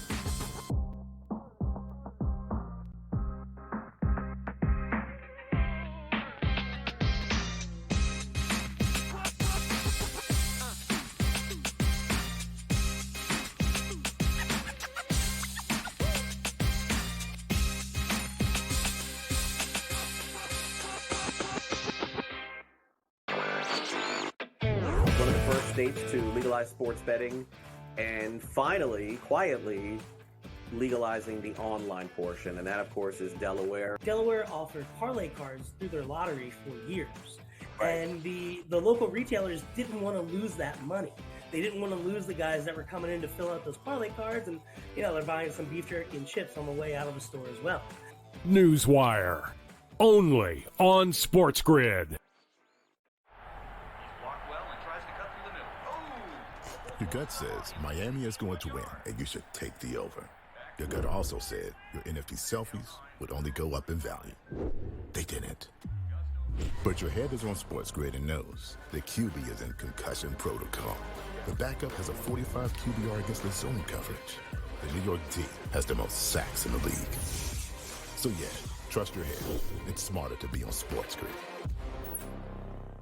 Quarterback at quarterback. We're going to lay some juice. We're going to have some dog prices, and we're going to go right in the middle. Because I don't know what they're doing. To me, they're in a complete rebuild, Kev. Go run. That's where overbackers on this 51.5 shot. So right now we saw a little bit more over money, but it's hovering right around. The winner of this game will be the division favorite. I don't care if they win because all we care about is the money, baby. The money. Pro Football Today. It's smarter to be on SportsGrid. Back! I'm laying the 14.5. And against the number as an underdog this year, meaning when they cover, they went out by beat. There's a very real chance that this Michigan season is the best chance they will have. Oh, Rocky Top, Tennessee. So, am I just a side better now? I'm right here on Saturday on College Football Today. It's bowl season, baby. College football today. It's smarter to be on SportsGrid. SportsGrid, your 24/7 sports wagering network. Fantasy sports today. They were saying there's no way he could not possibly do this. He won't hold out. Pro League Soccer powered by Marca. Scoring teams in the league. They have 80 goals so far. College football today. The Hawks team total in the first half is 0.5. Pro football today. Interesting props in this game, but I would be cautious laying this number here with the Houston Texans. In-game live all access. The NFC in terms of these wild cards and in terms of the playoff picture. In-game live, prime time. Rich, I don't know, man. This has just been one of those games that doesn't make a lick of sense. In-game live, overtime. You want to give the over 3-1 on a pretty good team. It's hard not to take some flyers. Football full circle. Well, NFL officials stink. They always will stink, and they'll always ruin the game. That's just part of what it is. It's smarter to be on SportsGrid.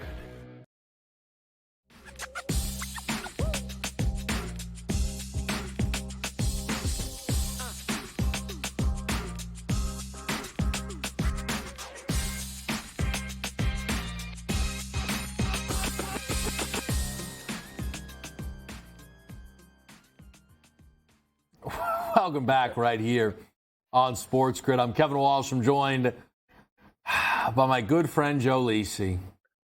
How are you, Joe? How's your Tuesday? It's doing great. Did we leave the studio? I feel like we're attached at the hip. I didn't. These days are melding together. Is today Tuesday? Yeah. I don't even know. I feel like it's almost like a Pro Football Today Sunday.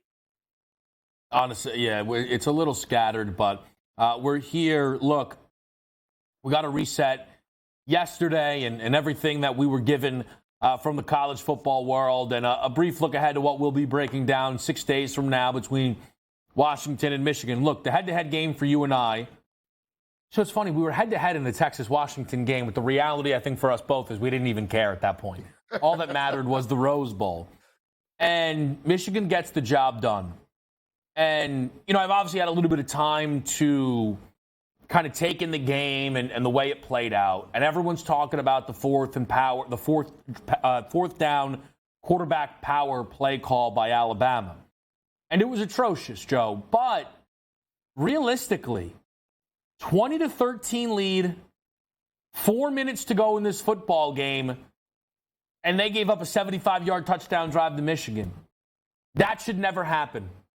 No. An Alabama defense that completely bottled up Michigan all second half needed one more stop to be playing for a national championship. And I understand, you're asking to hold a high-level team like Michigan to 13, but they did it all game long.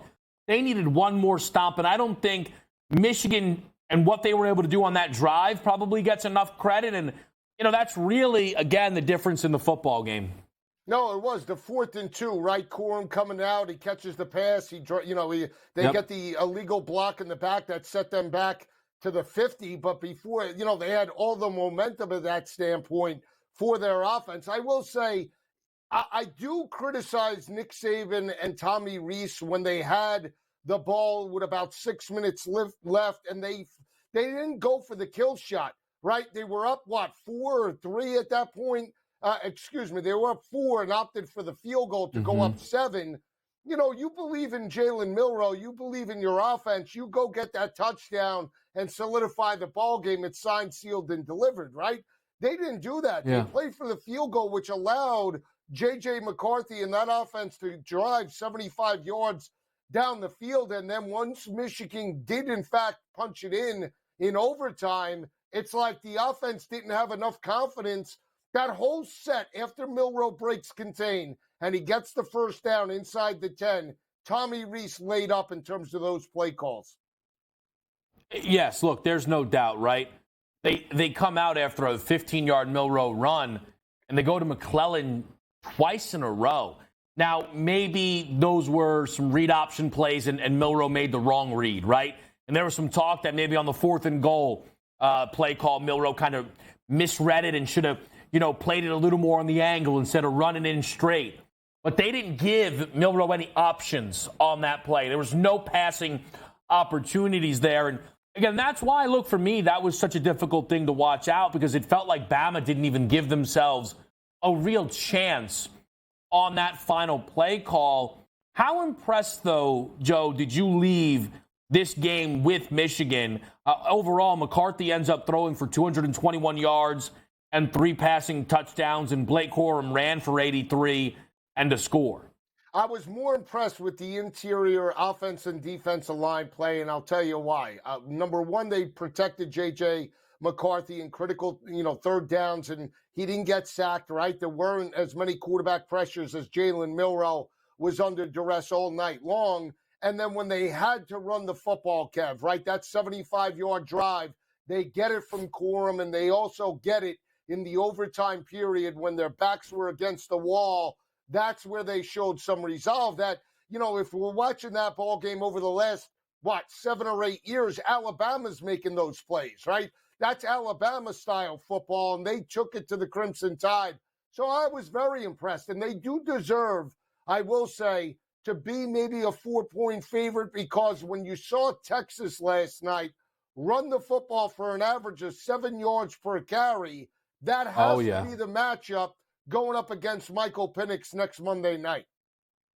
I think that is one of the early reads in that game with Michigan is going to have an ability to run.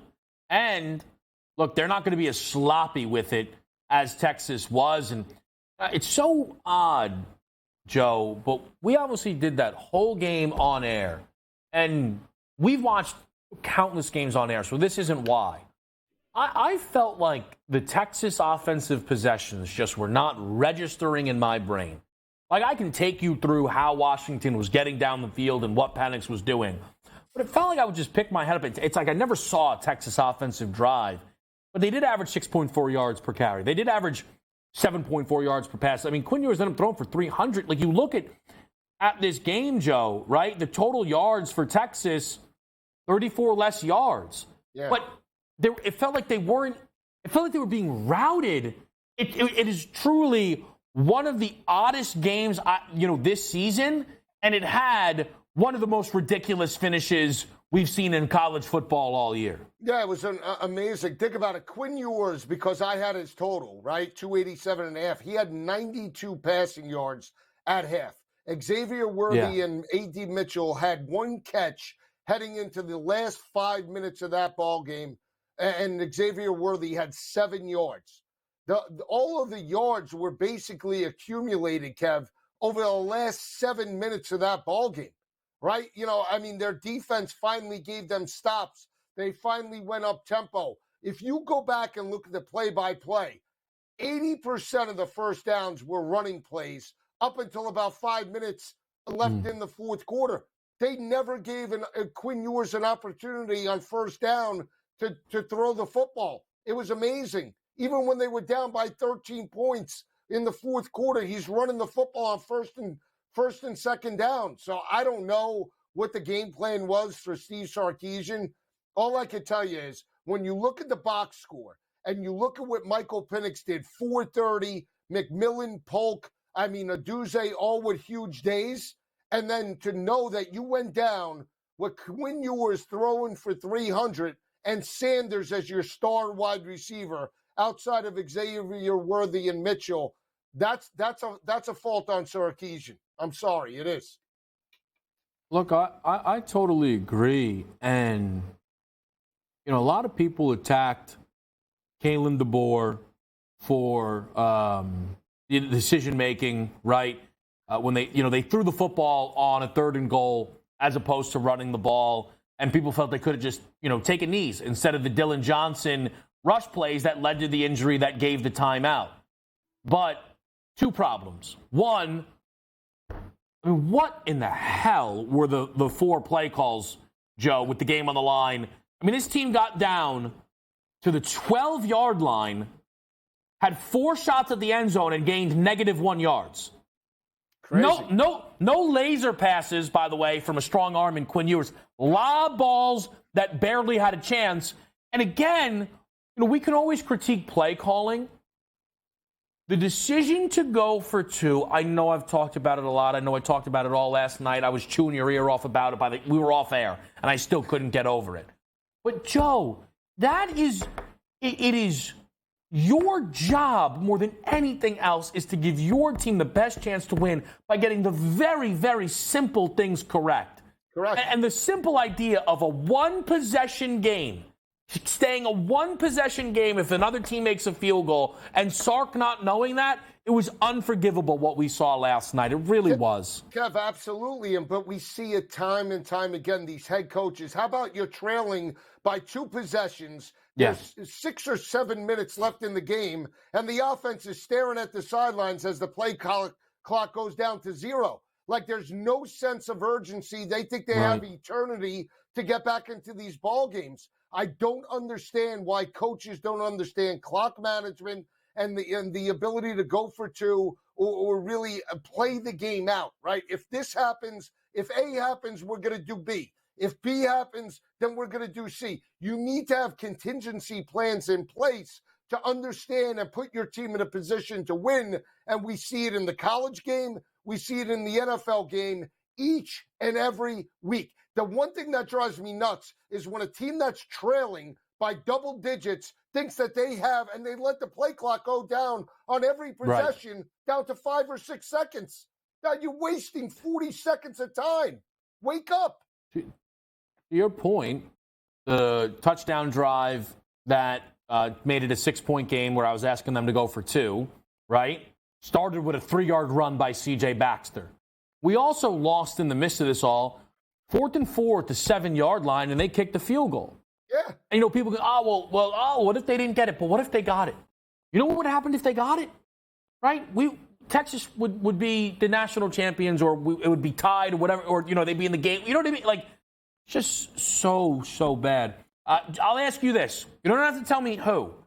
Do you already know which side you like in the national championship game? Yeah, I like the dog. Okay. I've been on them, and I already said it, so I'm not backing down. I like Michigan against Bama, but I'm going to go with the hot quarterback. He was excellent, no doubt, against Texas.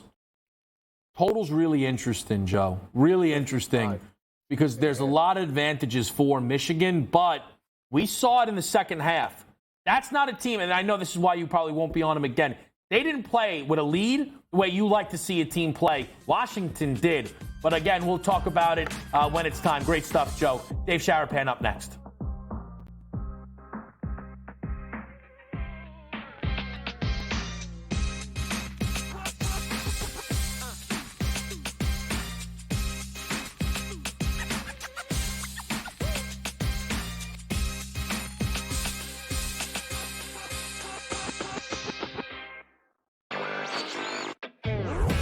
States to legalize sports betting, and finally, quietly, legalizing the online portion. And that, of course, is Delaware. Delaware offered parlay cards through their lottery for years.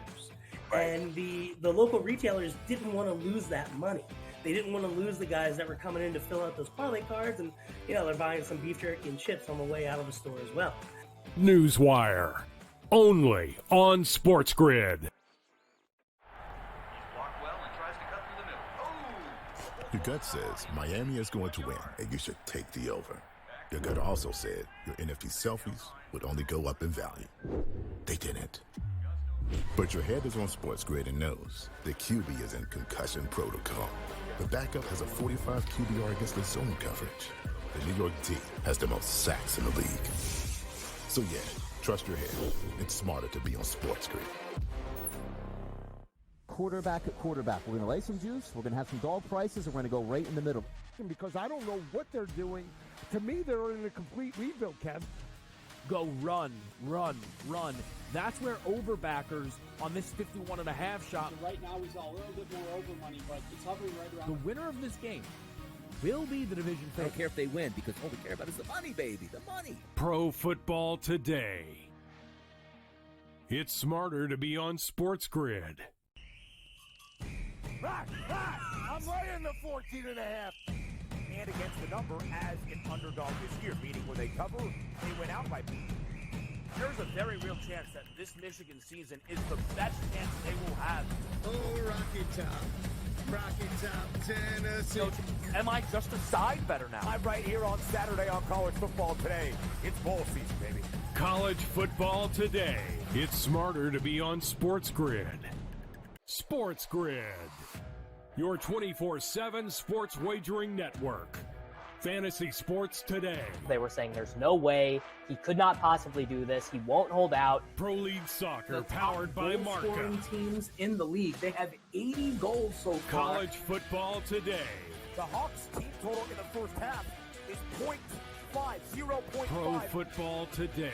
Interesting props in this game, but I would be cautious laying this number here with the Houston Texans. In-game live all access. In the NFC in terms of these wild cards and in terms of the playoff picture. In-game live, prime time. Rich, I don't know, man. This has just been one of those games that doesn't make a lick of sense. In-game live, overtime. You want to give the over 3-1 on a pretty good team.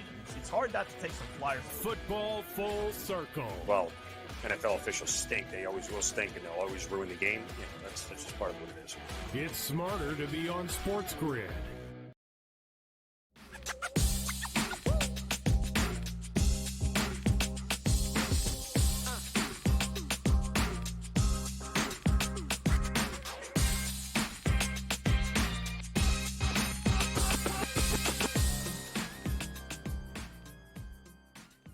All right, back with you right here. It is Game Time Decisions on a Tuesday night. I'm Kevin Walsh, joined by the consig, Dave Sharapan.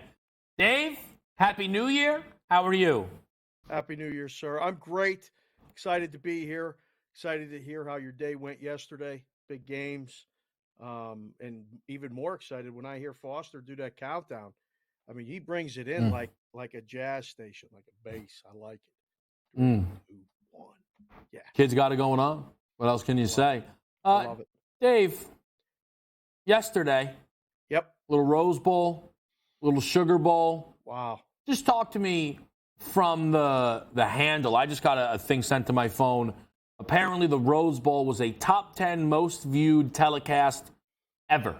Apparently, yesterday's Rose Bowl. Of all time. Handle was How's the handle? through the roof.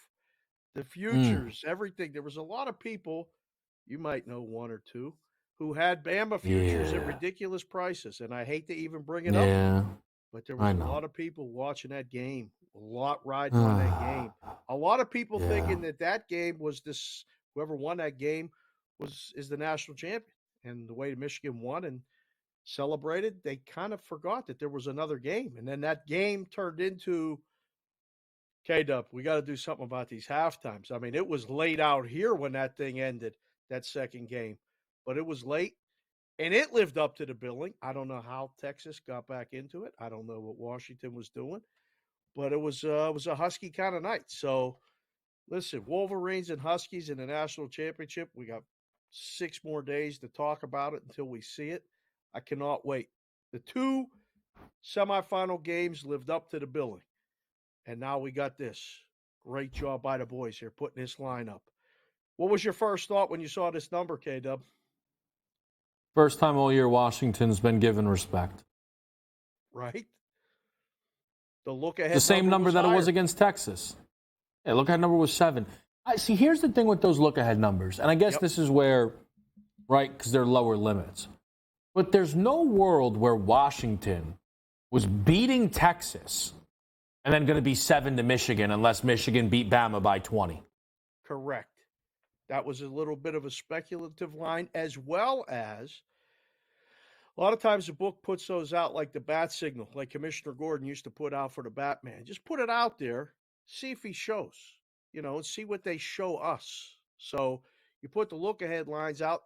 The other look-ahead lines don't apply. You give all the money back. So you see what people are thinking, and you maybe get a feel for, we may be a little bit high on this number. So you come with the real number when the actual matchup is determined. And what, the limits are low enough that they're okay right now, that maybe there's a handful sitting on UW 7s because there's still probably some sitting on Michigan 7s? 100%. Yep. Of the 4 matchups, of the 4 look-aheads, this one had the lowest number of bets. This one had the lowest number of tickets. Oh, yeah. I think see, now I don't get it that. was wired in. If you were ranking the order, Alabama-Texas would have been the most handled matchup. Listen, a lot of people were on Alabama yesterday. That was No. But I'm trying to see. I just want to make sure I'm understanding you. You're saying that the look-ahead line for Washington, Michigan was the least bet, or the final that we got is the least bet potential matchup? Oh, no. The look-aheads. If you set up the look-aheads, Bama, Texas, Bama, Washington, Michigan, Texas, Michigan, Washington. Bama, Texas 1, Michigan, Texas 2, Bama, Washington 3, Michigan, Washington 4, in order of quantity of bets. I would have thought that would have been the ranking of them. And maybe this is just me not being familiar enough with the other numbers, but I would have thought this one would have been more just because you were getting a 7, right? Like the idea that people were able to catch a Washington 7 number, right, pre-flop, I thought would have been tempting. What do you think will be bet more, the Rose Bowl or the national championship game? Man, that's a good question. I think the Rose Bowl, everybody with a day off. I was going to say day of handle on New Year's Day. There's a lot more people invested, interested. We had a month lead up to the game. You turn on the TV, there's nothing else going on. The Knicks already won. The outdoor game was wrapping up. It's just almost a standalone spot. You know, the NBA even scheduled the schedule. They didn't really start playing until later. So, yeah, I would say the Rose Bowl, small favorite, depending on different states and different, there might be more handle in Michigan now because Michigan's in it. Having a West Coast team in it for Vegas is probably a good thing. I don't know. It's going to be close. That's interesting. I guess but I guess I don't know how it works with what states are legal, but then can you bet on the team, right? Like, that's always the idea. Like, I can only speak to being here in Jersey, right? But the world where Greg Schiano, gets Rutgers to a national championship game, and then all of New Jersey can't bet on a national championship. Bet on it. That's right. You know, like that sounds like the worst thing that's ever happened, right? That'd be no good. To the sports books possible. No good. So, that all that stuff is obviously it's tricky. Let me bounce over to the NFL here. Yes. So the Eagles dropped this game as an 11.5-point favorite. Oh. And that led to a change. And I got to be honest, I'm surprised not a bigger change, though, in kind of their outright pricing. They're 12-1, right? Cowboys are plus 850. Right. Now, maybe the books are saying, look, we're going to wait for some stuff to be finalized. Mm-hmm. But the world where Philly goes road warriors, if the Niners and Dallas are 1-2, with how dominant they both are at home, mm-hmm. I'm very surprised that Philly checks in 12-1 while a team like a Detroit's 22. Very surprised. I think you'll see it change. There's a lot of tightening up of the prices after this week. There'll be some loosening, there'll be some tightening, there'll be some adjustments made, there'll be some speculation. Tampa loses and the Saints win. The Saints are in. The Saints against the Eagles is going to change the future price maybe than it is if the Eagles got to go to Tampa. You'll get that speculation. So your thinking is right. After what we saw on Sunday in that game, in the Eagles' defense inability to close out that game, stop Kyler Murray and the Cardinals, we may need to go get the money ourselves and go down to, Lincoln Financial Field and ask people, because who's coming to bet the Eagles right now? I love the way you think. So when you look right when everybody's looking left. What I'm thinking is the line is staying this short. I'm not sure. My assumption is, the Eagles will still win the 4-5 game because the NFC South is terrible. Which, they'll be favored in the game. Not by a lot, right? They will still be booked as the favorite. But my thing, you go a step ahead, right? The Eagles now, having to play either at Dallas or at San Fran in the second round, is a disaster. Yes. I mean, it's an absolute disaster. Yes. That was never supposed to be on the cards. No. That's the change. It's not, for me, to be honest with you, Dave, I don't even care that they looked awful in a loss to Arizona. You know what I mean? Like, that same Cardinals team beat Dallas, right? It's not even about looking bad. It's their pathway now is their second game is either at Dallas or at San Fran. And if they're good enough to somehow win the first two games on the road, they're probably playing a third game either at Dallas or at San Fran. Right. That doesn't sound like that's happening to me. That's a bad road to be on. Very bumpy, a lot of potholes. Doesn't look good. Yeah. I think we got to get off that road. I don't want to be on that road with you, K-Dub. Neither do I. And again, it's funny. You know, I sent out maybe a little prodding, but I meant it. After Dallas-Detroit Saturday, NFC Championship game, Eagles-Niners, see you there. But that was obviously predicated on the Philadelphia Eagles being the 2 seed. Right. And then they messed it all up on a Sunday. I'm interested in Detroit a little bit. I don't know where you are on the NFC. I think a lot of people right now, I think the Eagles had a real chance to beat San Fran in a rematch, right? Hot for one game, make Brock Purdy beat you twice kind of thing. Okay. But everything's kind of changed now. I wonder if a lot of people right now just bet Niners minus 120 and be done with it. Yeah, that's what I think it opened the door for the Dallas bettors to justify their position. I don't know if the Dallas bettors believe that Dallas is going to go They don't. to San Francisco. And They win. don't. They really don't, do they? They don't. They're hoping for help. But they might get it. For help. Right? Somebody could knock Dallas them off. now. Yes. Dallas now gets to play at home twice in a row and hope to God somebody beat the Niners for them. So I'll make a comparison for people that will be completely expected. Yep. The year the Cavs went to the finals against Warriors Durant team without Kyrie. So it was the second year they went. The Cavs were swept, right? The round prior, the Rockets went to a 7-game series with Golden State. I fully, in my heart of hearts, believe 100% LeBron was beating Houston if they showed up to the finals. But instead, Golden State showed up and they got swept, right?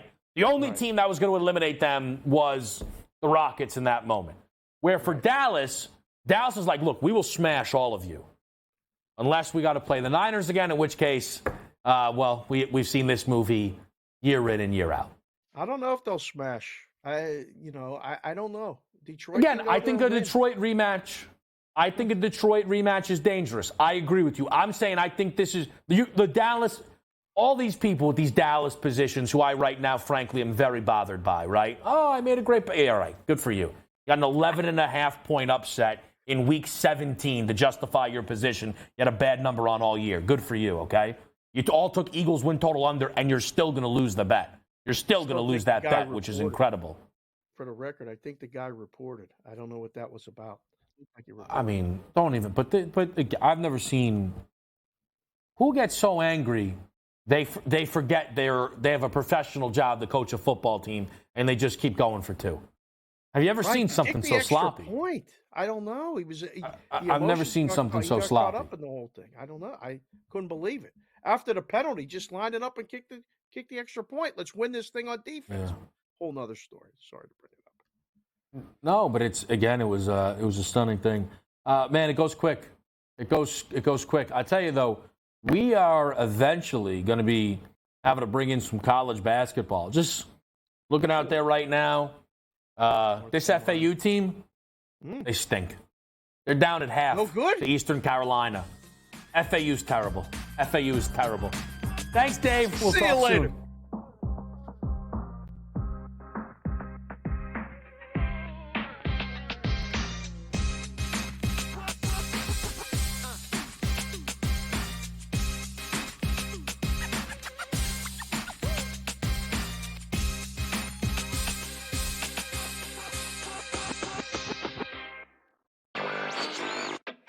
One of the first states to legalize sports betting, and finally, quietly, legalizing the online portion. And that, of course, is Delaware. Delaware offered parlay cards through their lottery for years.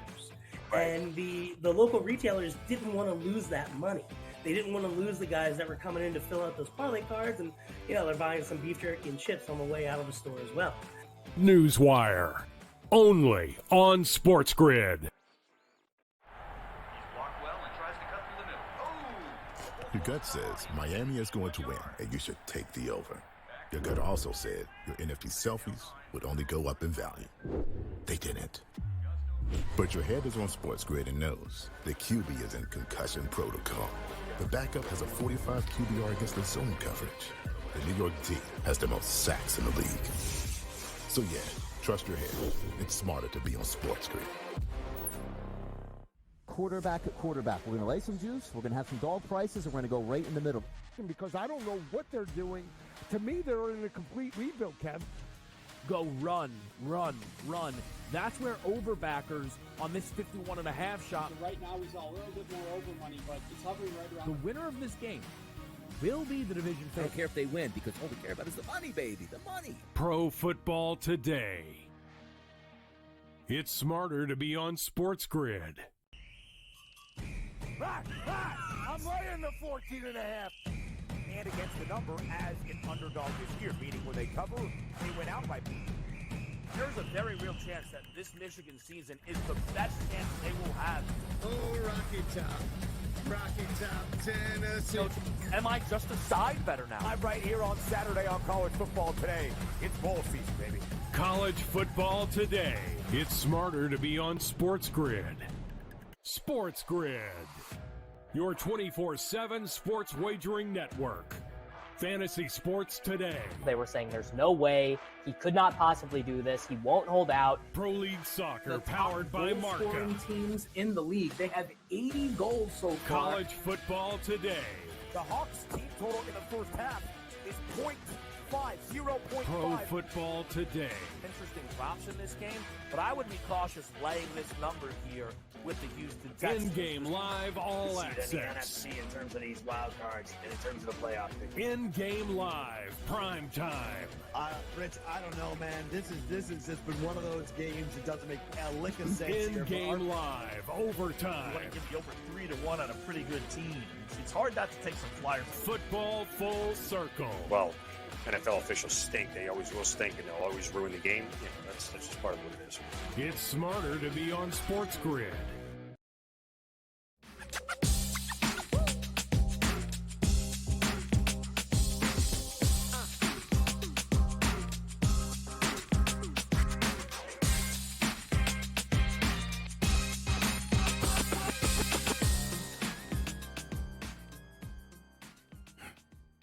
Quick one tonight here on SportsGrid as I try and smash all these words together to get out of here. In-game live will be up next with Dave Sharapan, so make sure you stay dialed right here on the grid. Coverage all night long with a lot of great live action. For me, the best game, though, that tonight is offering up is in the NBA. It is between Oklahoma City and Boston.